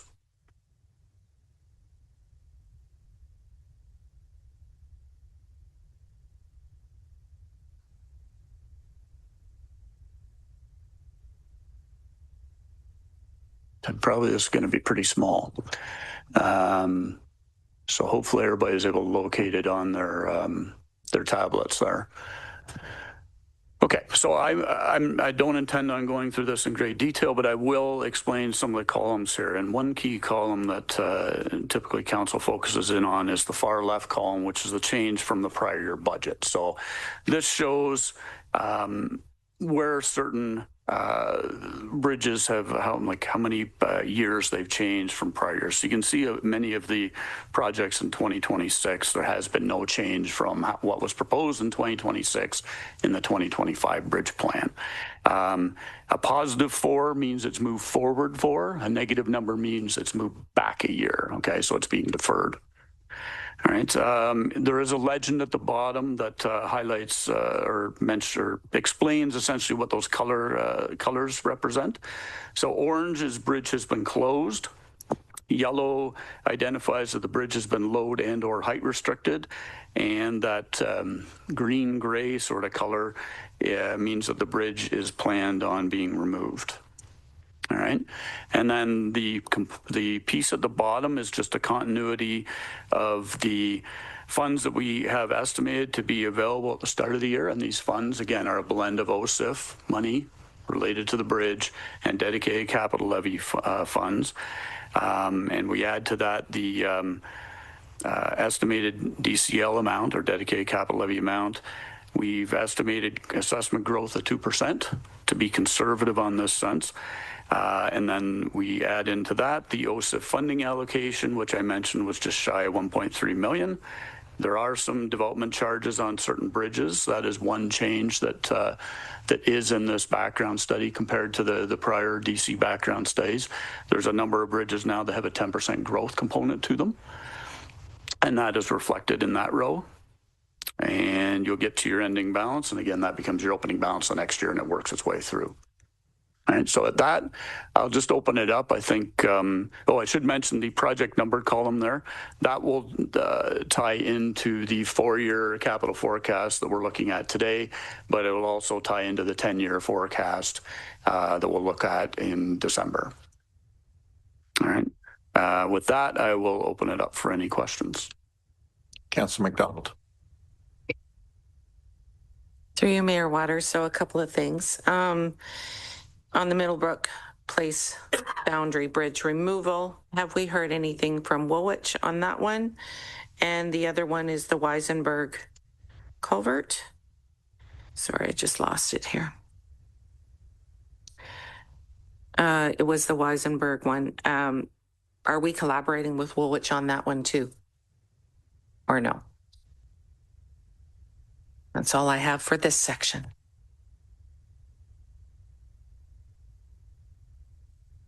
Adam is making his way forward here to speak to those items. Yep, thanks, Councillor McDonald, for the question. So through the mayor, so with respect to the Middlebrook Place boundary bridge, this is the closed bridge. That is the shared bridge with Woolwich. So we've got capital in 2028. This is for the removal of the bridge. We have been talking to Woolwich about those plans, and there is some urgency from their perspective to get that bridge removed, and that's the driver there is safety. There's concerns, real concerns that the bridge, pieces of the bridge could start falling into the river. So the other thing driving that is an EA was completed in 2018 for the removal of the bridge, and those EAs have a 10-year lifespan and then have to be refreshed after that time. We can remove the bridge and still consider another option down the road. Removing the bridge at this time doesn't preclude some other option being implemented at a later time. So we've, in discussion with Woolwich, we've decided that we would keep that budget in 2028 and plan for the removal at that time. The culvert, that's actually wholly owned by the township. So that is a replacement that we thought it made sense to coordinate those two projects to have them both happen around the same time. Councillor Wilton. Thank you, Mayor Waters. Thank you, Adam. I think you can stay there. Thanks. Questions for you. Just looking at side structure 30 WG, the side road 15 or the Queen Mary. It looks like it's been pushed back, if I'm understanding the codes correctly, -5, so back 5 years. So I'm just curious why that is. And then also that is one of the bridges that's going to be at the public meeting next week, I believe. So I'm just curious what's the status on that bridge and where we're at. Thank you. Okay. Yeah. Thanks for the question, Councillor Wilton, through the mayor. So spoiler alert, there will be an update on that bridge at the meeting next week, but it's looking like there's going to be some recommendations made around that bridge and the long-term plans for that bridge. And I think that the way we have it identified in the budget here aligns with what that recommendation will be without saying too much before we get to that date. I'm really intrigued. So yes, I will be there. Thank you. Okay. For this section, any more comments, questions? Seeing none. Okay. Please proceed, Mark. All right. Okay. So for this piece, we're looking at the 4-year capital forecast. As Adam mentioned, the first 2026 council approves, 2027, 2028. Council's kind of given us approval in principle, and 2029 is kind of information, and beyond 2029 is information as well when we get the 10-year forecast. And I can't remember if we mentioned at the last meeting, but we are looking at presenting council with a fully funded 10-year capital forecast this year. In the past, it was 9 years, with year 10 being sort of a dumping ground. We're looking at a fully funded 10-year with We actually got our consultants to create a report for us now where we can actually extract year 11. So we'll provide year 11 as sort of that dumping ground so we don't lose track of all the projects that are in it. But year 11, I think, has 550 million in it right now. So not really that realistic. That being said, I should mention on this report, you'll see we do have the IP column from the last meeting. You'll recall this is a new column we created to show integrated projects. From my standpoint, I find it's quite useful on the 1 year capital budget. It gets pretty messy, as you may have noticed, when you get into 4 years, and the 10-year is just letters all over the place. It's extremely helpful for us internally, and it'd be interesting to hear some feedback from yourselves as to whether you find it too cluttered or not. But that being said, the info is there, so you can actually figure out, where all the various components are to an integrated project by following the letter coding that's in there. All right.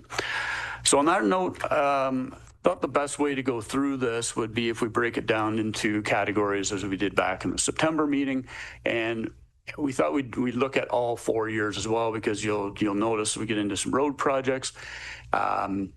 You will see that some projects span a couple of years. All right. So based on that, I guess just open up for questions on the first section, which is studies. So we're looking at all years that are shown there. Questions, comments, Councillor Adams. Thank you, through you. This one's kind of minor. When we're looking at studies, the update corporate strategic plan, I believe last time that was also listed as 40,000, much like our other studies. We'll see the Parks and Rec piece there. Is that, just kind of curious if we know that, just like taking a look, like, have we surveyed to see like that cost has gone up, or I'm just curious where that increase is coming from. Through Mayor Waters, we haven't completed a survey in terms of costing for this. There was discussion at one point that possibly the next strategic plan would be created internally, but that would be a conversation between staff and council after the election. But we would, assuming that we were hiring a consultant, we would go out to the market through a request for proposal and determine market rates at that time. So we're not anticipating it to cost a lot more than the last strategic plan, but it's just a budget allocation at this point. Okay, any other comments or questions as it relates to this section, studies? Okay, seeing none, please move ahead. All right, next section is corporate IT&S. So I'll just open that up for questions. Comments, questions from council? Okay, please move along. All right, next section is actually fairly small, corporate other, so I'll throw municipal buildings in with that too. Oh, now you're throwing us off here. Okay. Councillor Evoy. Thanks, through you, sir. Just a quick question with regards to the municipal buildings piece. When I look up back at studies and I see a $400,000 study for municipal, or $200,000 for municipal building audit update, is that not something that could be done in-house?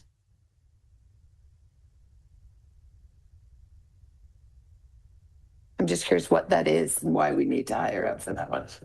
Through Mayor Waters, the municipal building audit update is part of our asset management recommendations. We need qualified consultants to come in and assess the detailed condition of our facilities so that we know when to replace different components of our facilities going forward. It was our ongoing efforts to be more proactive to maintenance and fixing up our buildings rather than reactive. 100%. I apologize. When I saw audit, I thought you were just looking at the numbers of, but the safety of and so on. Thank you. I appreciate it.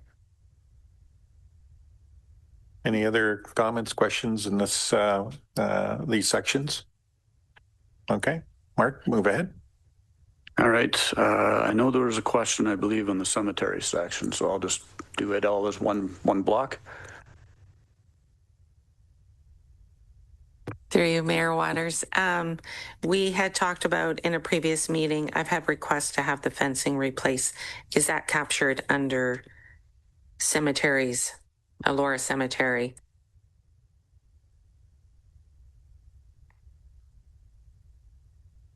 It would be Colin. Or he maybe is going to come up and tell me, no, we're not doing it. I'm not sure. Yeah, thank you for the question, Councillor McDonald, and through Mayor Waters. Yeah, at this time, we're not planning to replace the cemetery. We did construct an entrance feature at kind of the main gate off of County Road 7.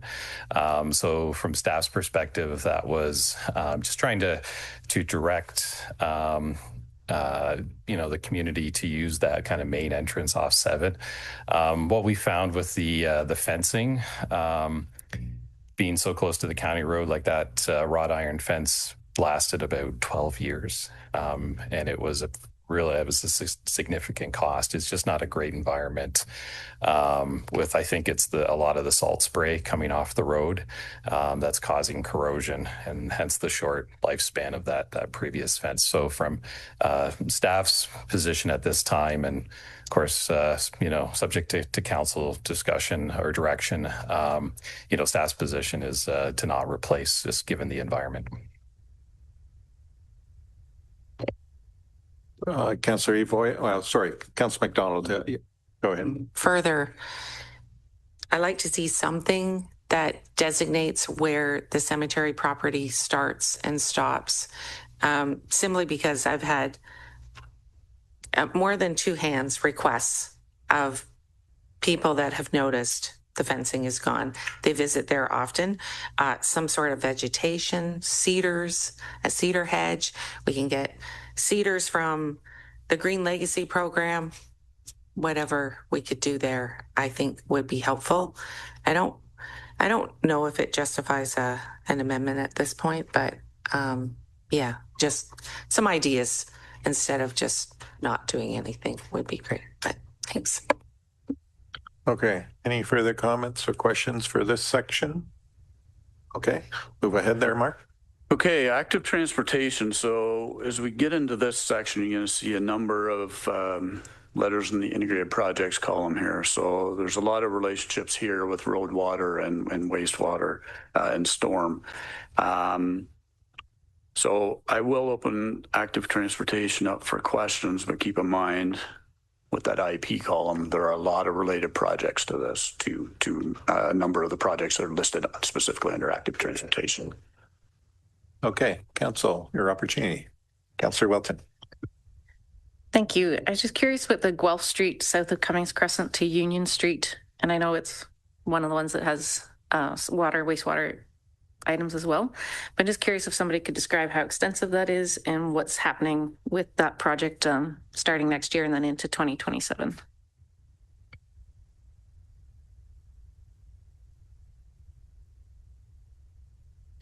Okay, thank you, Councillor Wilton, for the question, and through the mayor. So yes, this is all part of the offsite works related to South Fergus. So extent of construction is essentially Guelph Street. Eventually, McQueen will be extended to Guelph Street. There'll be a new sewage pumping station just south of McQueen. So as we're extending kind of water main, the sanitary sewer, force main, storm sewers, curb and gutter through Guelph Street, there's an opportunity to add active transportation elements to the road cross section at that point. So certainly as we get into design, we're going to be looking at that. Sidewalks, multi-use path, so that's what we have in the budget here. We're working on a service financing agreement as well with the developer to kind of kickstart the design. And obviously we've got the provincial funding as well to accompany that. Just as a follow-up, just curious because Guelph Street stops at the park and then continues down to Union Street. So how is that being managed? I know you haven't done the design yet, but just early thoughts on what's happening on that part of Guelph Street. Thanks. Yeah, no, great question. And through the mayor. So I think to be determined, it's Vinegar Hill, right, as we all refer to it. An area that I think requires some special attention during the design process. The reality is it's going to be a utility corridor now. It already is. There's hydro utilities in that that corridor, but soon to be water main and sanitary sewer infrastructure as well. So, but recognizing kind of what already happens in that area with the park, Ferrier Park right next door. It's going to take some special attention there. So certainly through the design process, we'll be looking at that in detail and having some discussions, engaging the community as well, for sure. Councillor Adams. Thank you, through you. So just actually pulling off your last comments there about engaging the community. You and I have spoke a lot about this particular project, but for those that are listening in, how are we engaging the community, particularly those that live and are adjacent to some of those projects going on? Is there direct notification that will be happening to residents in that area? Is there a web page that they can go to get a bunch of updates? I'm wondering if you could just take a moment just to expand on that engagement. That will be Yeah, for sure. And through the mayor, thank you for the question. So yeah, it's early days still. I think the first step is we need engineering consulting services to help us walk through the design. There's going to be some preliminary studies required. We need surveyed kind of property survey along there, topographic survey, geotechnical, so we can develop base plans. And then once we've got an understanding of the lay of the land, I think at that point we can start to initiate conversations with the community. I know, a lot of interested folks in that area, and certainly we're going to have those discussions. It's just a matter of kind of getting our ducks in a row and getting the support we need to kind of proceed with the design and be able to have those conversations. But yeah, certainly Connect CW obviously will have make use of our community engagement platform, and before we get a complete design, we'll have conversations, I think, with the community and kind of hear the community and see what they have to say about the project, for sure. Councillor Yvonne. To you, sir, thank you so much. Recognizing that we are in budget stage, and also recognizing how much we've heard from our residents around the bike lanes downtown, I wonder if we could actually address that they are being officially moved from St. Andrew Street to St. Patrick Street. And when we look at, that's what I have heard, that they're going to St. Patrick Street. Is this, sorry, I look to somebody else. Thank you for qualifying. And when that's going to happen.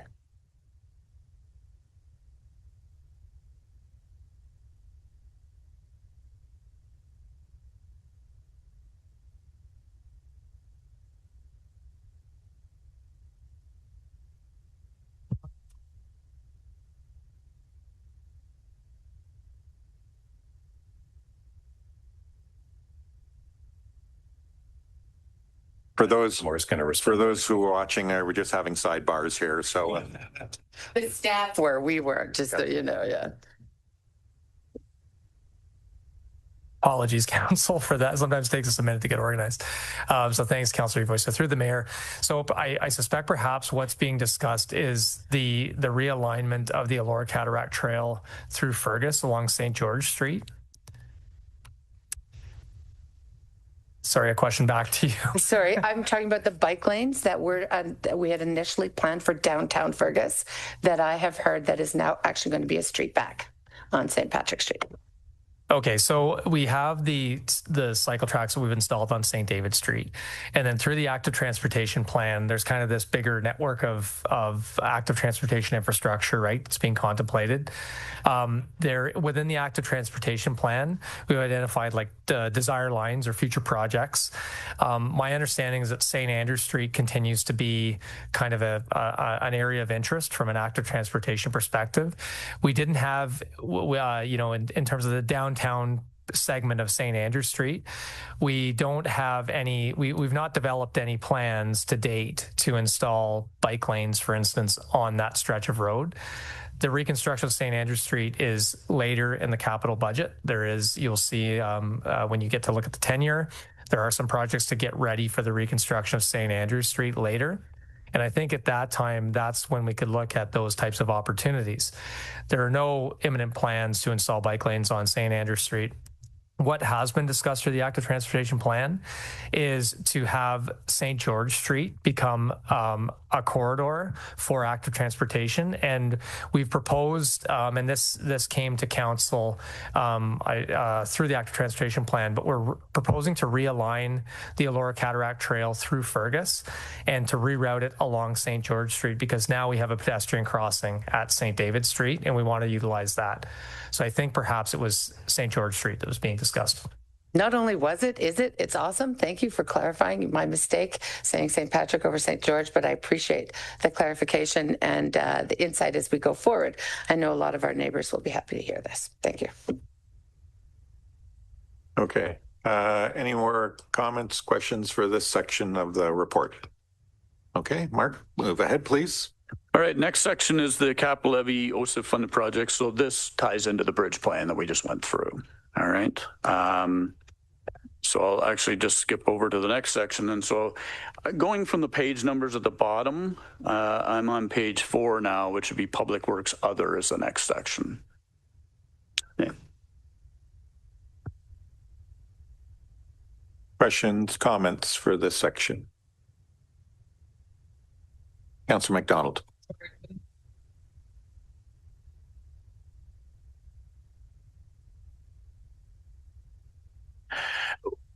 We're going to go ahead.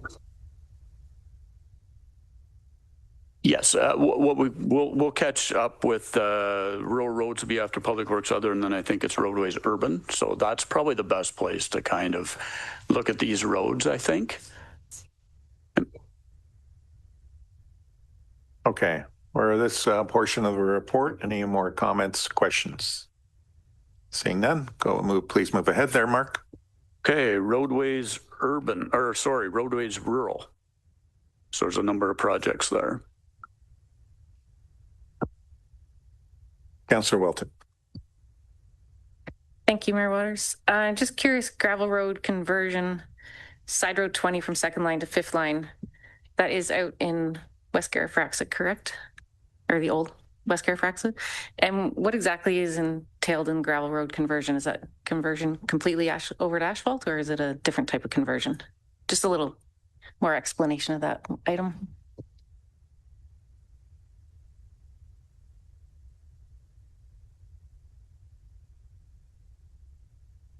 Question, Councillor Wilton, and through the mayor. So what's envisioned there is basically taking the gravel road base and applying a double surface treatment. So it's tar and chip effectively. So yeah, allows us to do kind of longer stretches. It's a little cheaper than hot mix asphalt, so we can do more with it. So.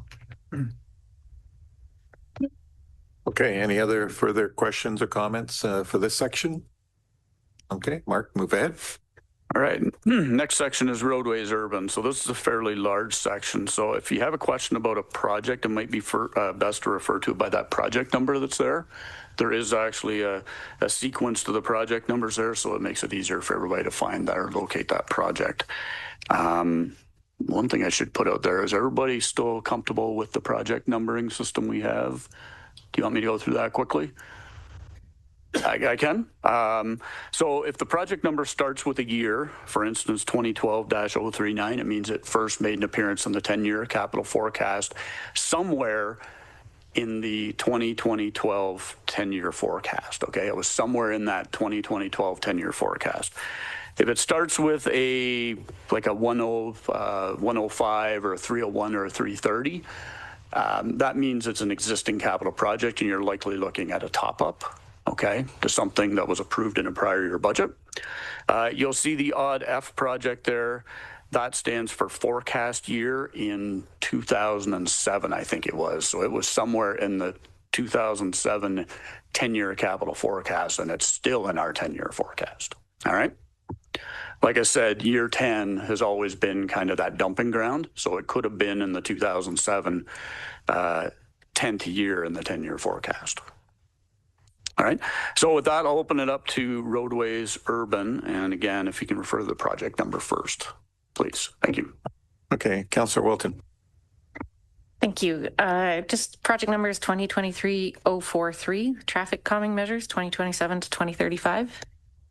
And I'm just curious, I see $0 for coming year, but then 50,000 for the subsequent years. I'm just curious if that's enough funding, or am I missing something? I thought there was a little bit more money allocated for that. So just curious about that. Thank you.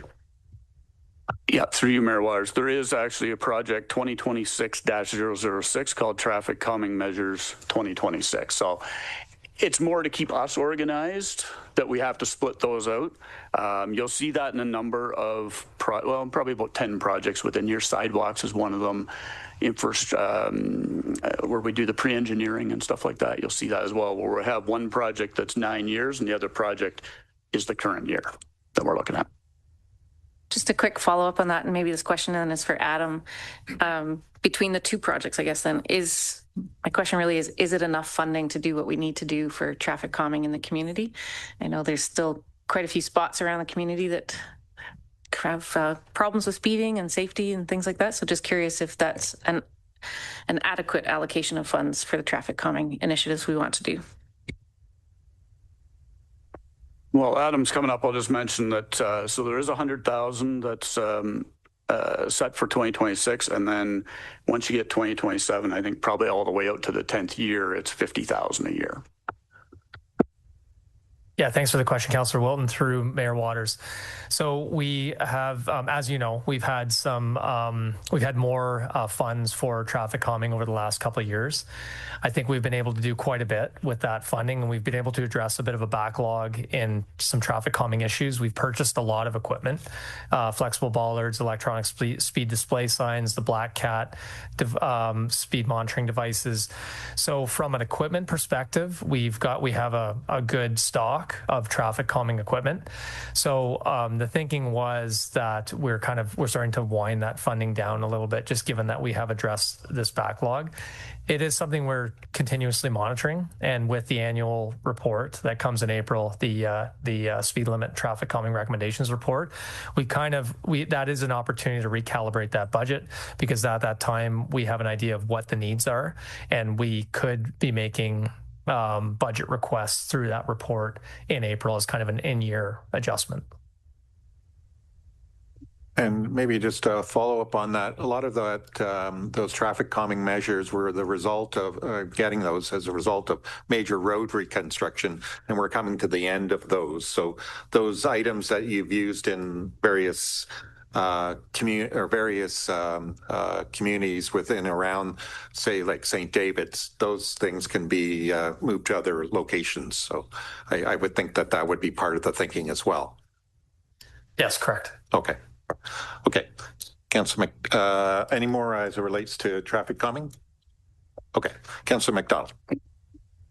Through Mayor Waters, 2026-293 Smith Street to David Street to Victoria Crescent. I'd like to pull that and chat about it here a little bit. Well, first and foremost, residents are not ready for it. With the feedback from the open house we had last week at the Sportsplex, I think the entire neighborhood was out to see the initial drawing of what's going to be done. There's going to be some serious mediation done. Some was happy a heritage tree was replaced. Some are not happy that a retaining wall would be taken down. And my fear is we're going to have very unhappy residents similar to McNabb. So I think some preventative medicine. In a perfect world, I'd say, can we swap it out for Princess Street that I've been, mentioning every year? Princess is coming up, but I think this one, I see the funds set aside. Is it enough to do what is going to be needed for the residents? So I just want to highlight that. And I'd love to remove it, but I think that's a hard ask. Okay, through the mayor, to address your question, Councillor McDonald, the project has been scoped as a full reconstruction. A reminder that these projects are really driven by our asset management plan and the need to update infrastructure So on that street, we have a water main that has a history of breaks, and that is kind of one of our higher priority water mains in the asset management plan. We also have a road that is quite deteriorated and one of our worst roads from a pavement condition perspective, which is also driving the need for that project within the asset management plan. So it's an integrated project that I think from an asset management perspective makes sense. And we did present at the Key Projects Open House. We received feedback from the residents, and we're in process of kind of taking that away and taking it into consideration. To Mayor Waters for follow-up. I did last Tuesday say, priority is to flush the toilet, fresh water, all those things. And I did get quite a few nods of, oh, that's why we're doing this. So I didn't realize it was that deteriorated. I think what I heard the most is this is a heritage street, and it's in our strat plan, that small town feeling of heritage. And so if we keep that as top in mind and bring it forward if there's not enough funding. Thank you for explaining that. Any item pertaining to this particular street? Okay. Councillor Adams. Thank you, through you. So recently, many of us were at the opening of Garifraxa Village, the key ceremony. And I don't know if I'm in the right area, but I noted when I left to walk down, I was walking on the road down to find where my car was. And we saw so many families excited to move in there and so many young kids that were going to be walking to school. Is there a plan somewhere in this urban area, or is there a plan to add sidewalks or anything on either side of Garifraxa Village?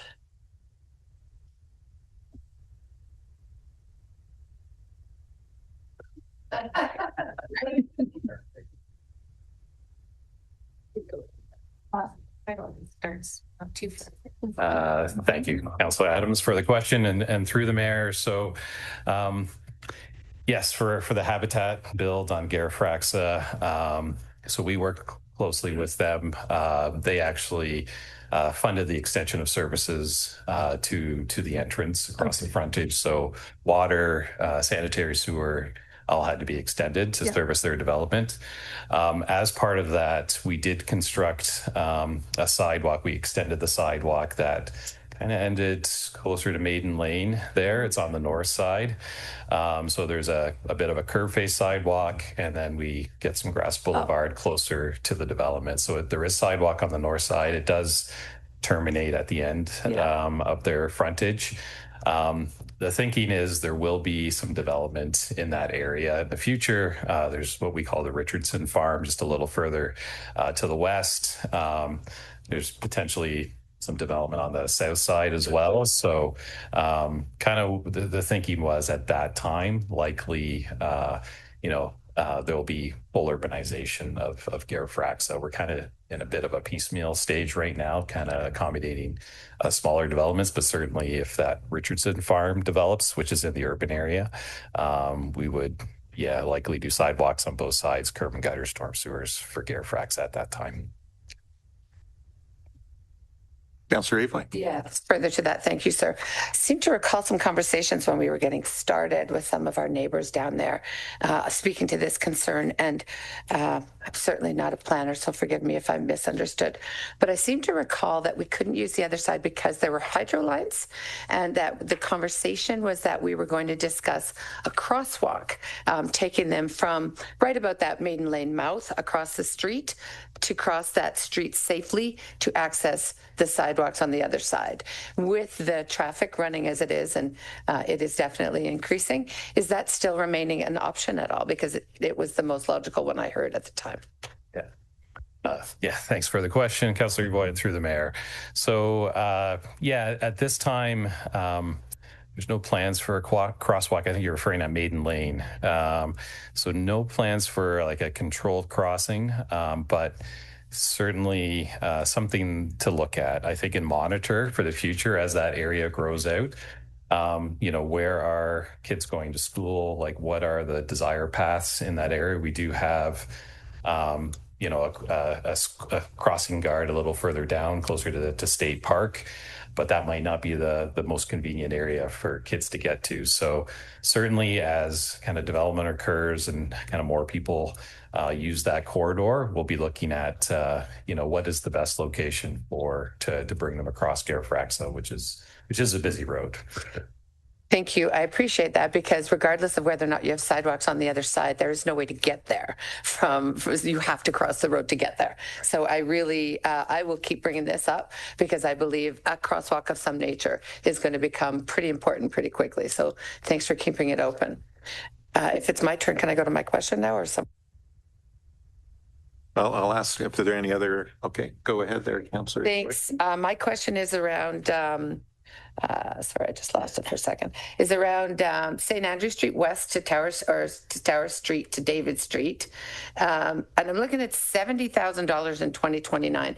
Can you just expand on what that is, please? I see you smiling. What is that? Yes. So it's another spoiler, but that's further in the 10-year through the mayor. So yes, so it's basically a design phase for St. Andrew Street. So it's we do have some infrastructure, again, high priority water main replacement, some sanitary sewer work on St. Andrew Street, and but as we're doing that work, it's an opportunity to kind of reimagine the public realm on St. Andrew Street. So really those capital dollars are to start the design process, consultation process with the community on what that might look like. Councillor Wilton. Thank you, Mayor Waters. Speaking of St. Andrew Street, one street I'm missing here is St. Andrew Street East, where there's been a lot of issues with the traffic calming around where people are parking for John Black School. So for some odd reason, people are using St. Andrew Street East, and there's no sidewalks and no space really for kids to walk on St. Andrew Street. And the speed is quite high, just as a long straight stretch there.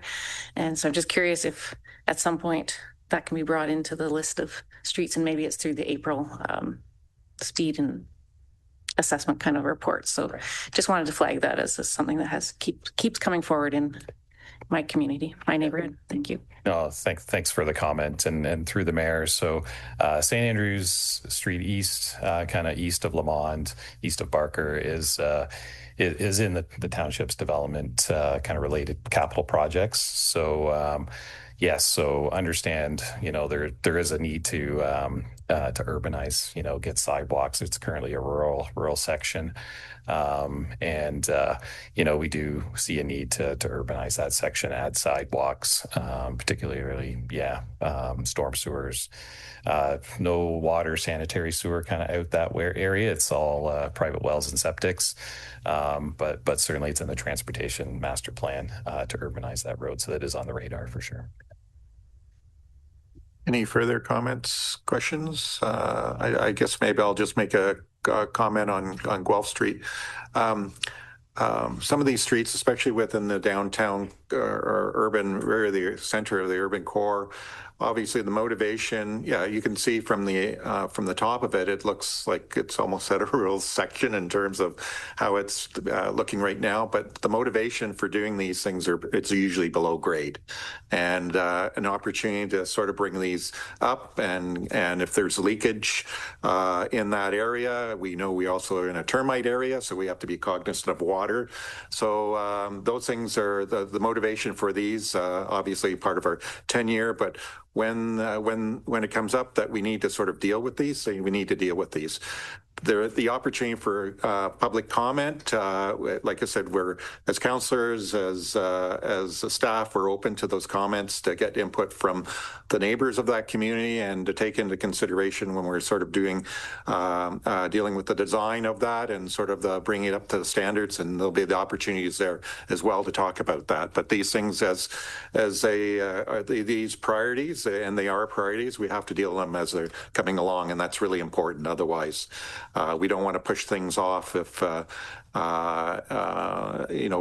because we just have to deal with it as they're coming along, and best try to navigate that, but also communicate that with the public as well. Okay. Any further comments or questions as it relates to this section? If not, Mark, please move along. All right, next section is storm drainage.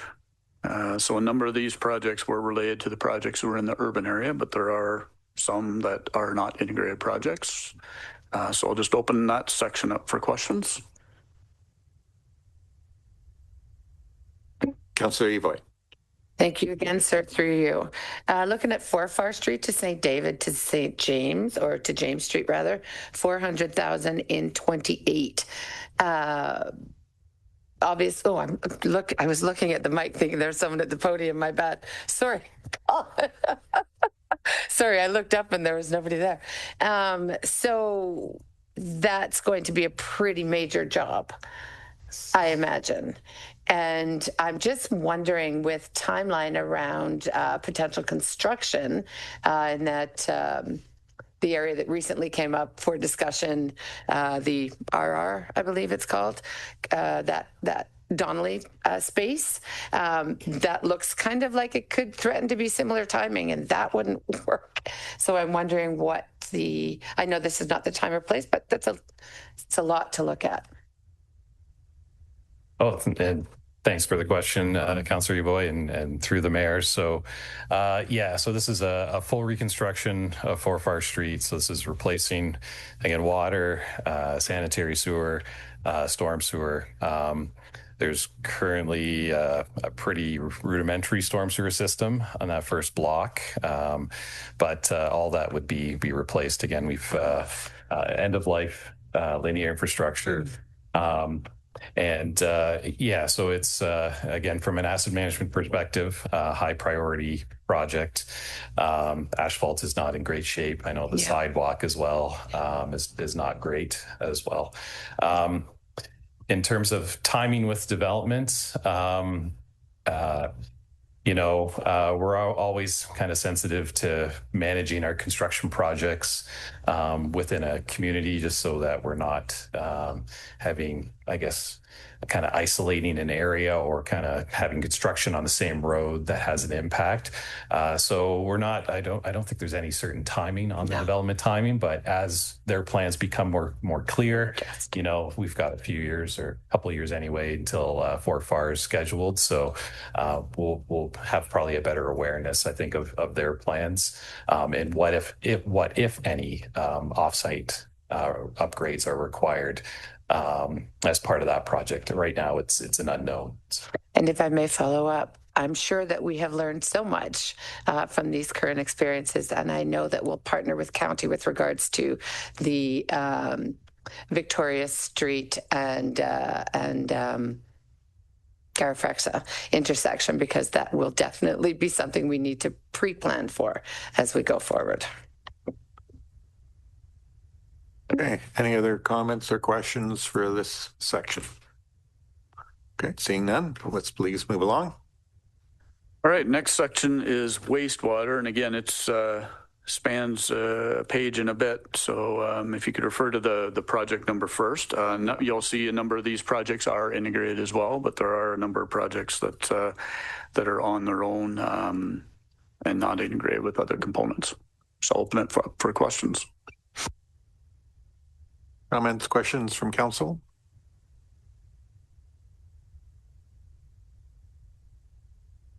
Okay, let's please move along.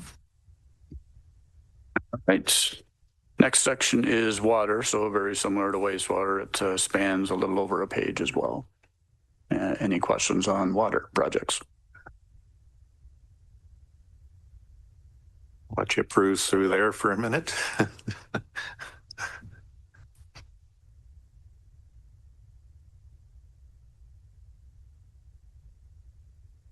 Okay, let's move along. Okay, we're now into Parks and Recreation. I think the easiest way to deal with this is maybe just break it down by the page, as the rest of it is mainly Parks and Rec and then the replacement schedules. So any questions, I guess, on page 10? So I'm referring to the little page number at the bottom, and Adam has it up on screen there as well.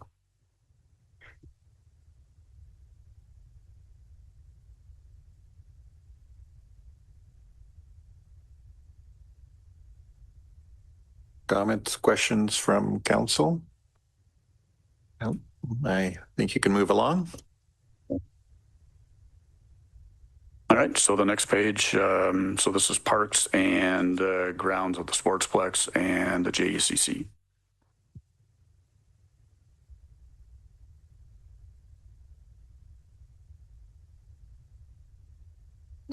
Okay, Councillor Adams. Thank you, through you. Yeah, 2026 485. Is that different than what we just talked about on our change sheet? I'm thinking potentially. I don't know. I thought that was the one we moved out a year. Yeah. Through Mayor Waters, we moved half of that project out a year. The thought was that that could happen over 2 years as we assess the MRF at the same time. Okay, any other comments, questions as it relates to this section? Okay, please move along. Okay, and there's a little bit left of parks on the top of page 12, and then there's Parks and Recreation Other.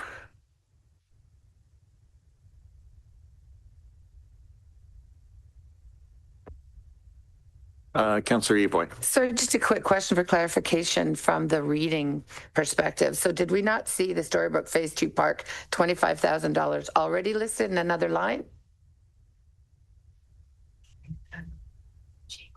Oh, great. Thanks for clarifying. Yep, thanks. Any further comments? I thought I saw a hand over here. Councillor McDonald. Through you, Mayor Waters, Parks and Recreation Other, the vending machines, they're 35,000, but we're going to own them, correct? I'll attempt to field this one. Yes, that is correct. Okay, I see a thumbs up back there too. Okay, thank you. Any further comments or questions for this section of the report? Okay. Okay, and the rest of the 4-year capital forecast in front of you is related to the replacement schedules, which are in the agenda package. So what I'll do is I've gone through and actually summarized kind of the bigger items, I guess, that are noted in those schedules, because those schedules are probably, I'm guessing, about 50 pages. So if you bear with me here, I'll kind of rhyme off, I guess, the bigger items that are planned for 2026, and then open it up, all those schedules, for anything if you want to ask questions about stuff that's further out in there. So under vehicles in public works in 2026, there's a plan to replace 2 single axle plows, 1 backhoe, and 2 zero-turn mowers. Parks and Recreation, there's 1 tractor mower. In the building department, there is 1 car or small SUV. And then in the environmental area, so user pay, there's 1 flusher truck. And then under the equipment and facility replacement, in the IT area, there's the annual workstation and tablet replacement that we do. There's outdoor wireless access point replacement. In Public Works, there's a wood chipper replacement, a pressure washer, and a paving roller. For the fire department, there's some rescue and medical equipment. So I think one item is a drone and some high pressure airbags. There's 2 thermal imaging cameras, some personal protective equipment, and some bunker gear.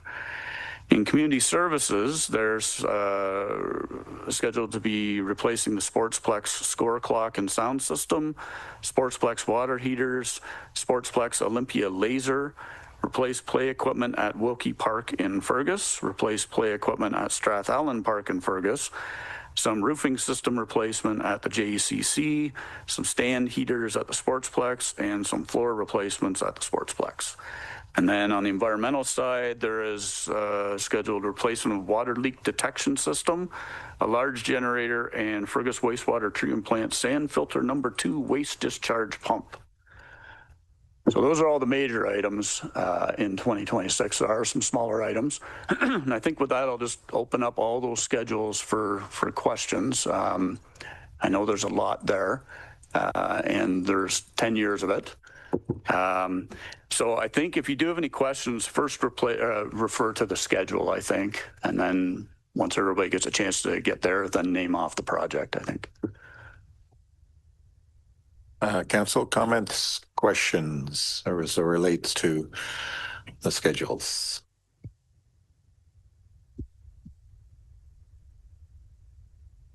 Okay, seeing none.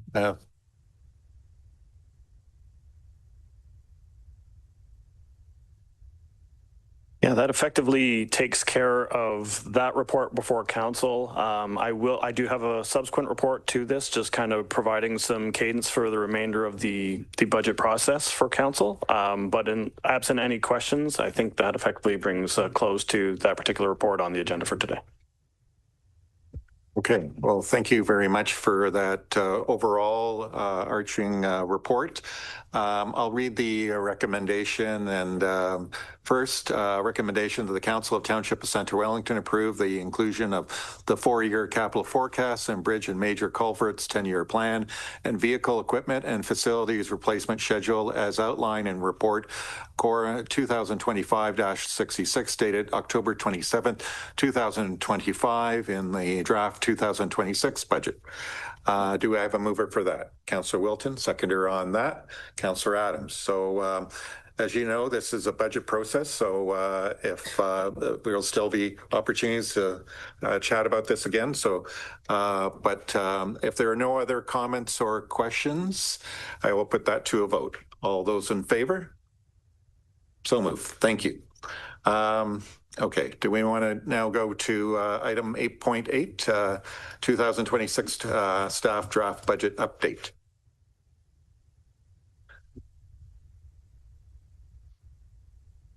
Yes, thank you, Mayor Waters. This is a bit of an overarching report providing some updates in terms of the budget process, ancillary to what you've already heard by way of capital and the replacement forecasts for the upcoming 2026 draft budget book publication. So on September 2nd, Mayoral Direction number 2025-001 was issued, where the mayor directed the chief administrative officer and the township managing director of corporate services and treasurer to prepare a 2026 staff budget. Further direction suggested that a 2026 staff budget update report be prepared in accordance with this directive and be considered by the mayor on October 2025 and subsequently issued as the mayor draft public feedback and engagement, or sorry, the mayor's draft budget for public feedback and engagement. So this report effectively serves to facilitate that directive from a staff perspective.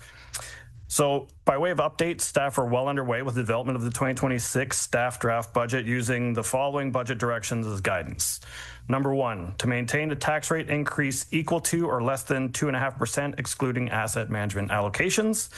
Number 2, that staff maintain an increase equivalent to 2% increase in taxation during the 2026 draft budget process to generate the required funds to mitigate the funding gap within specific asset types identified in the township's 2025 asset management plan.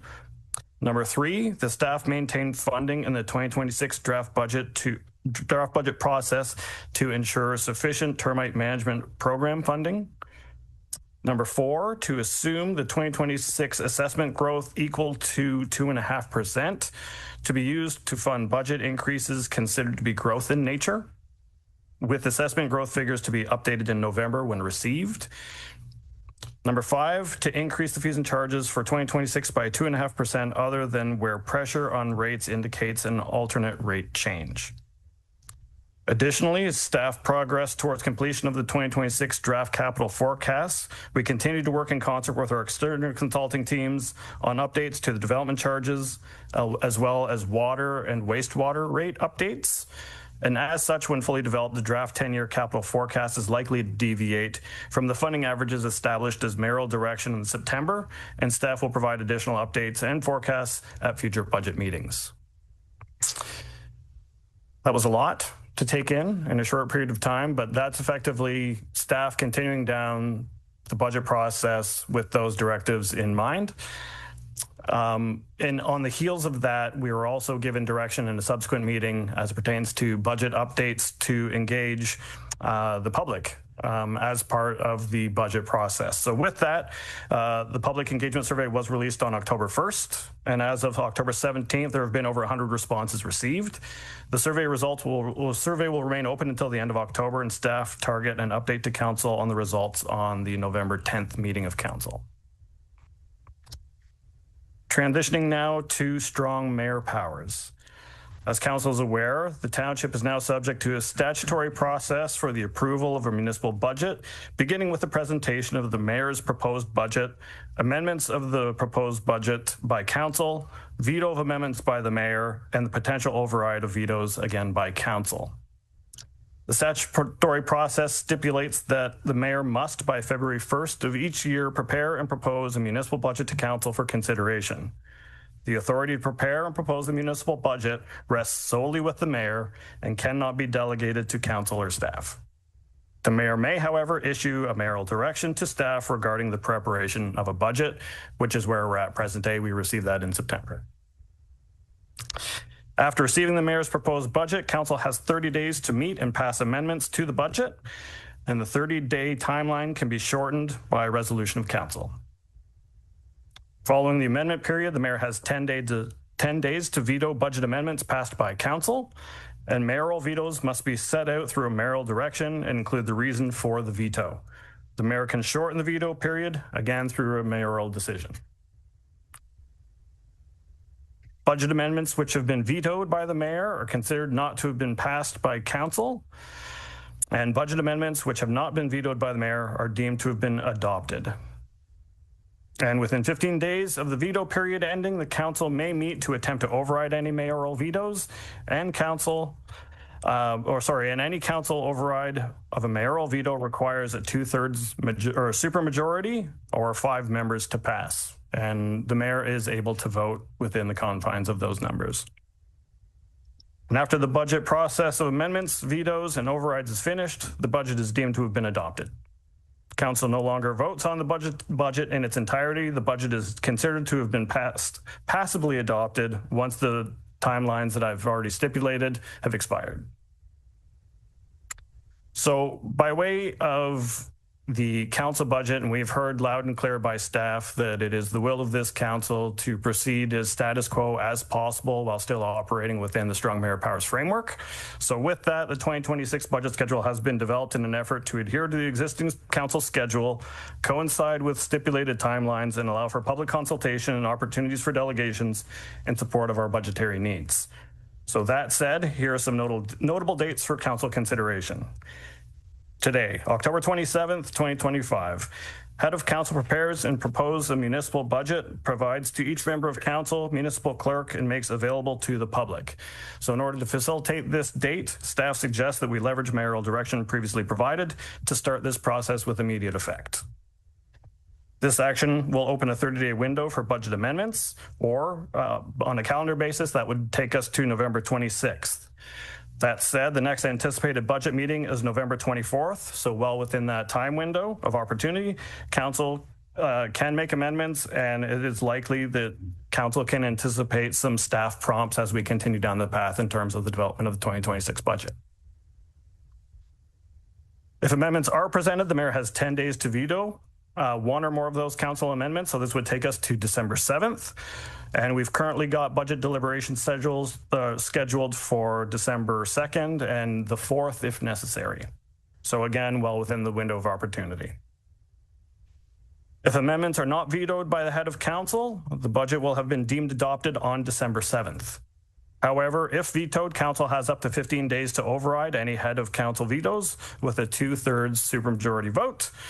And again, adhering to our timelines, council override would have to take place by December 22nd.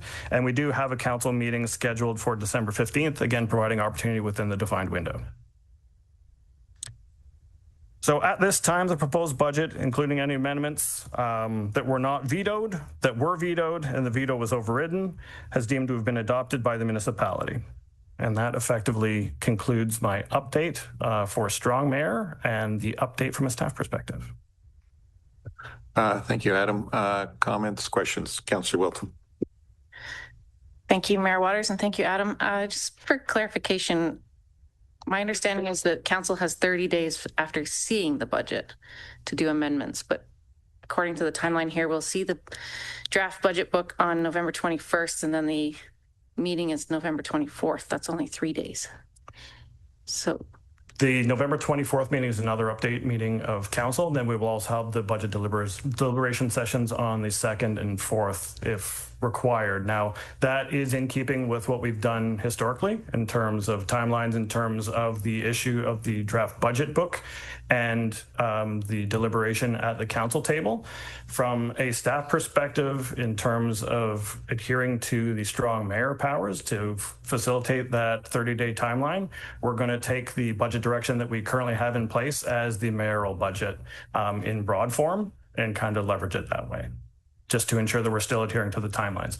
Alternatively, at council, we can pass resolutions or mayoral directive to shorten those timelines if we want to see the budget book in its more fulsome form later in the process. But that would then mean that if all those dates are adhered to strictly from the perspective of the statutory requirements, we'd be well into the 2026 calendar year before it would be deemed adopted. okay, thank you. I'm just concerned that we still only have the 3 days from November 21st to 24th. So that doesn't seem to even fit with when we have the agenda package before a meeting. We should typically have from Wednesday to Monday, which is 5 days. We do publish the budget book in advance of the agenda going out. Okay. All right. It just looks like a pretty... As it stands now, we still have the design on having the budget book passed on the 21st of November. Appreciated that we will be meeting by council, and that would be for any amendments to what has been kind of stipulated by council as direction or by mayor as direction from kind of the council perspectives that have already been endorsed for kind of budget recommendations. And we're proceeding on that basis. Okay, so we see, I'm just looking at your diagram with the dates, and it has draft 2026 budget book available November 21st, correct, 25. So we won't see anything like with the operating budget until that date. That is correct. But you're proceeding with the mayoral directions with the 2.5% taxation increase? Correct. Okay. All right. It looks tight, but I'll go with it for now. Thank you. It certainly is. Councillor Adams. Thank you, through you, Mayor. Going back to the approved direction, number 5 on user fees, increase fees and charges for 2026 by 2.5%, other than where pressure on rates indicates an alternative rate change. I'm just curious, at the November meeting, will we have feedback from staff, maybe even by department, about whether they are seeing that pressure on rates and providing a bit of a recommendation on whether to remain at the 2 and 5 or lower or potentially increase? I note that we do have a Parks and Rec study that is also in the budget for the user fees, specifically for Parks and Rec for 2026. And we've made some pretty significant increases that over the past 3 years. And I'm just kind of weary about arbitrarily increasing user fees that will have a direct impact on the families of our community before actually seeing that study. So I would just caution that and kind of ask when we go to, look to approve this further in November to have a little bit more feedback from staff on whether they are seeing these pressures.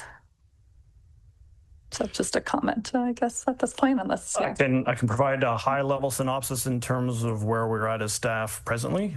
We have been meeting actively at the staff level to review the fees and charges bylaw schedules in detail with each of the departments. So we have had some more fulsome discussion, and I think we are trying to align kind of what we are seeing in terms of our cost of delivering service with those rates, understanding that cost pressures abound, and we're not unique to those pressures at the municipal level.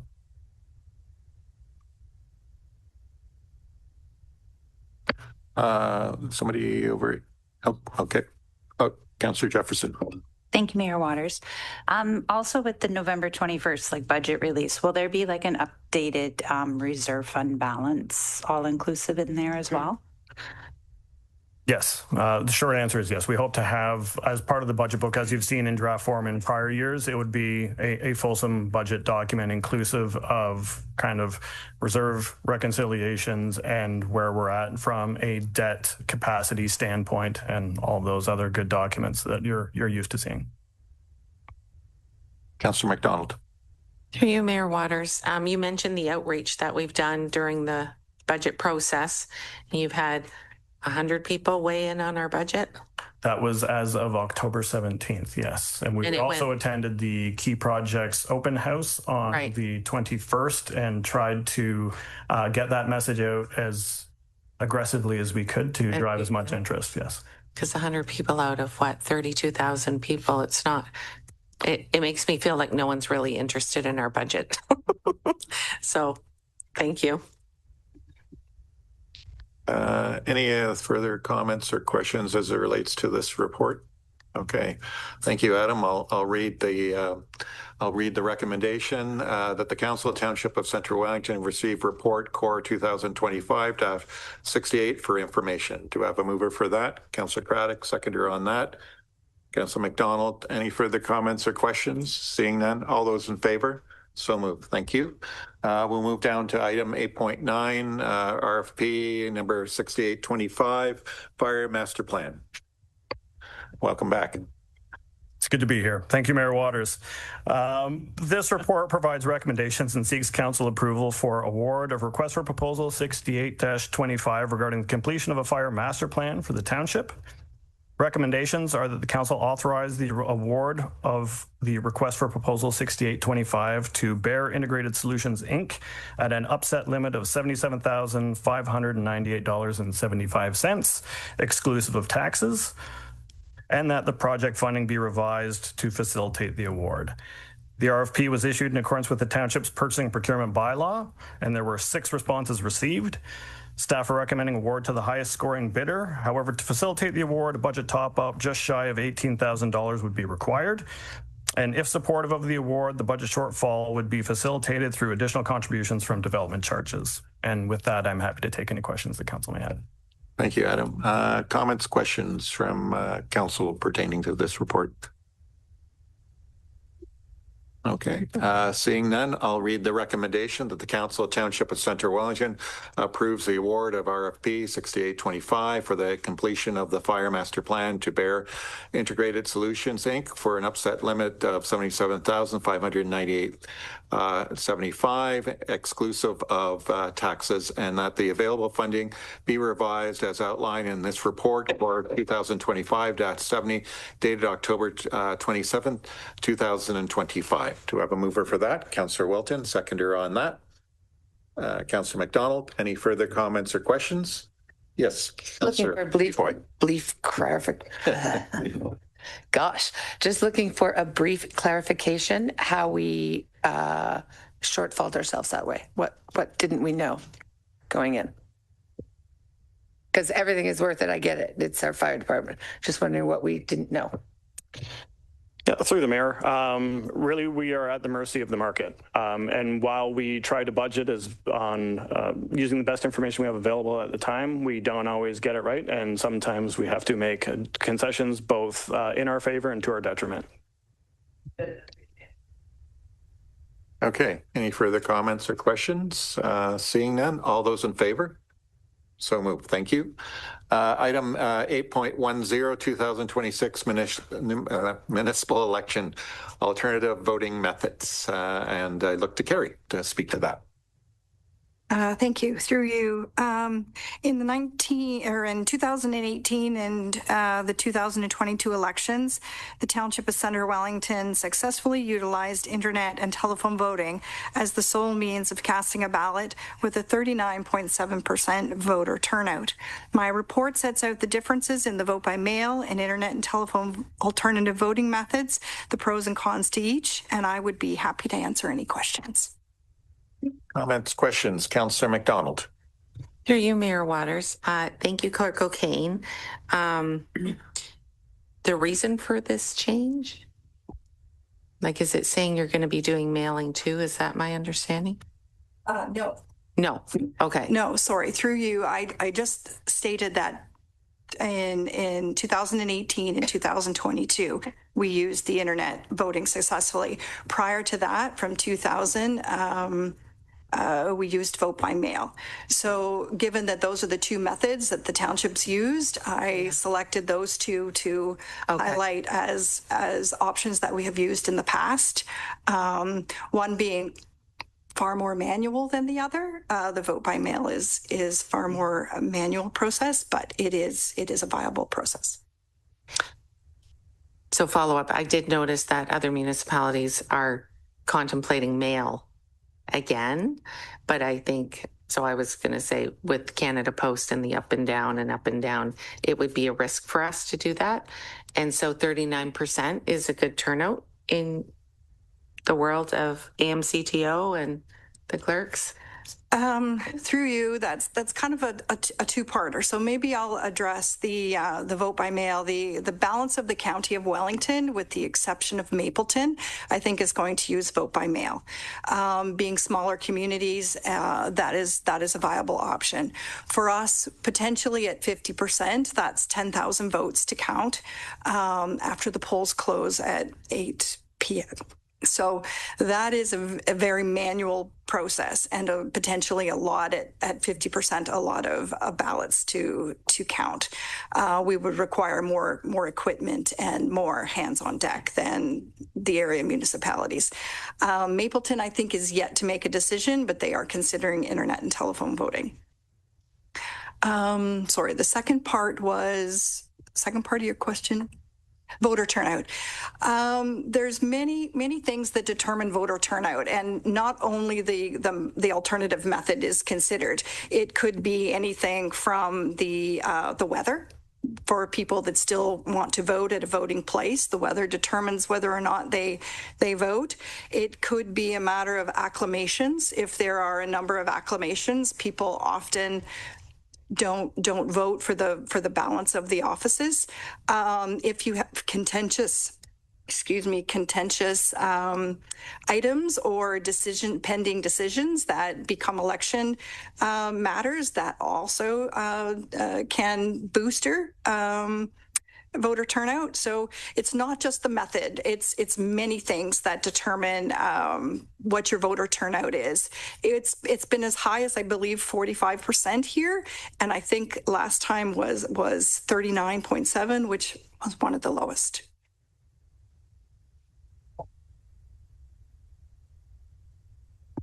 Okay. Any further comments or questions as relates to this item? Okay. I will read the recommendation that the Council of Township of Centre Wellington authorize mayor and municipal clerk to execute a bylaw for the use of internet telephone voting for the 2026 municipal election, and that staff be authorized to award the RFP to an alternative voting service and execute any agreements necessary to implement internet telephone voting. Do I have a mover for that? Councillor Wilton, seconded on that. Councillor McDonald, any further comments or questions? Seeing none, all those in favor? So moved. Now we'll move down to item 8.11, Elora BIA amending bylaw, and Carrie's back again. Thank you. The council will recall the general. A general meeting was held on July the 22nd, whereby 3 board members were acclaimed, and those appointments were subsequently confirmed by council, bringing the board into compliance with the designating bylaw 3073/1992. The next order of business was then to update the bylaw and bring it into compliance with the Municipal Act. And that was done. Eric Davis from SV Law attended the October 21st meeting of the BIA. He outlined the changes, and the board supported the amending bylaw, which is before council today. The amending bylaw will allow the board to elect more members at their annual general meeting. And once that is complete, then the next step for us is then to work with the Fergus BIA to update their bylaw in a similar fashion to Elora, and then hold a joint governance workshop for all the board members and the membership. And that should bring us into compliance and update the board members for the final year of their term. I'd be happy to answer any questions. Questions, comments for Carrie as it relates to this item? Okay, seeing none, recommendation that the Council of Township of Centre Wellington authorize the mayor and clerk to execute an amending bylaw with respect to the Elora business improvement area. Do you have a mover for that? Councillor Craddock, seconder on that. Councillor Wilton. Any further comments or questions? Seeing none, all those in favor? So I'm going to quickly, as best I can, go through the bylaws, and then we're going to be going into close. So then if you have to move things, then you can do that. So item number 9.1, bylaw 2025-63, a bylaw to authorize the use of internet telephone voting for 2026 municipal and school board election, and authorize staff to award the contract and execute the necessary agreements for provisions of internet telephone voting services. Next, 2025-64, a bylaw to amend bylaws 3073 1992 with respect to the Elora business improvement area. Next, 2025-65, a bylaw to approve the submission of application to the Ontario Infrastructure and Land Corporation, OILC, for the long-term financing of certain capital works of the Corporation of Township of Centre Wellington, the municipality, and to authorize the entering into a rate offer letter agreement pursuant to which the municipality will issue debentures to OILC. Next, 2025-66, bylaw to authorize the submission of application to Ontario Infrastructure and Land Corporation, OILC, the financing of certain ongoing capital works of the Corporation and Township of Centre Wellington. The municipality authorized temporary boring of OILC to meet expenditures in connection with such capital works, to authorize long-term borrowing for such capital works through the debentures, issues of debentures to OILC.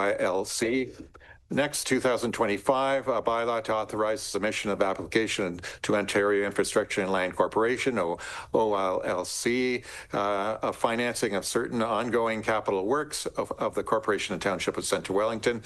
The municipality authorized temporary borrowing of OILC to meet expenditures in connection with such capital works, to authorize long-term borrowing for such capital works through the issue of debentures to OILC pursuant to the Housing Enabling Water Infrastructure stream of OILC's infrastructure lending program, HEWI lending program.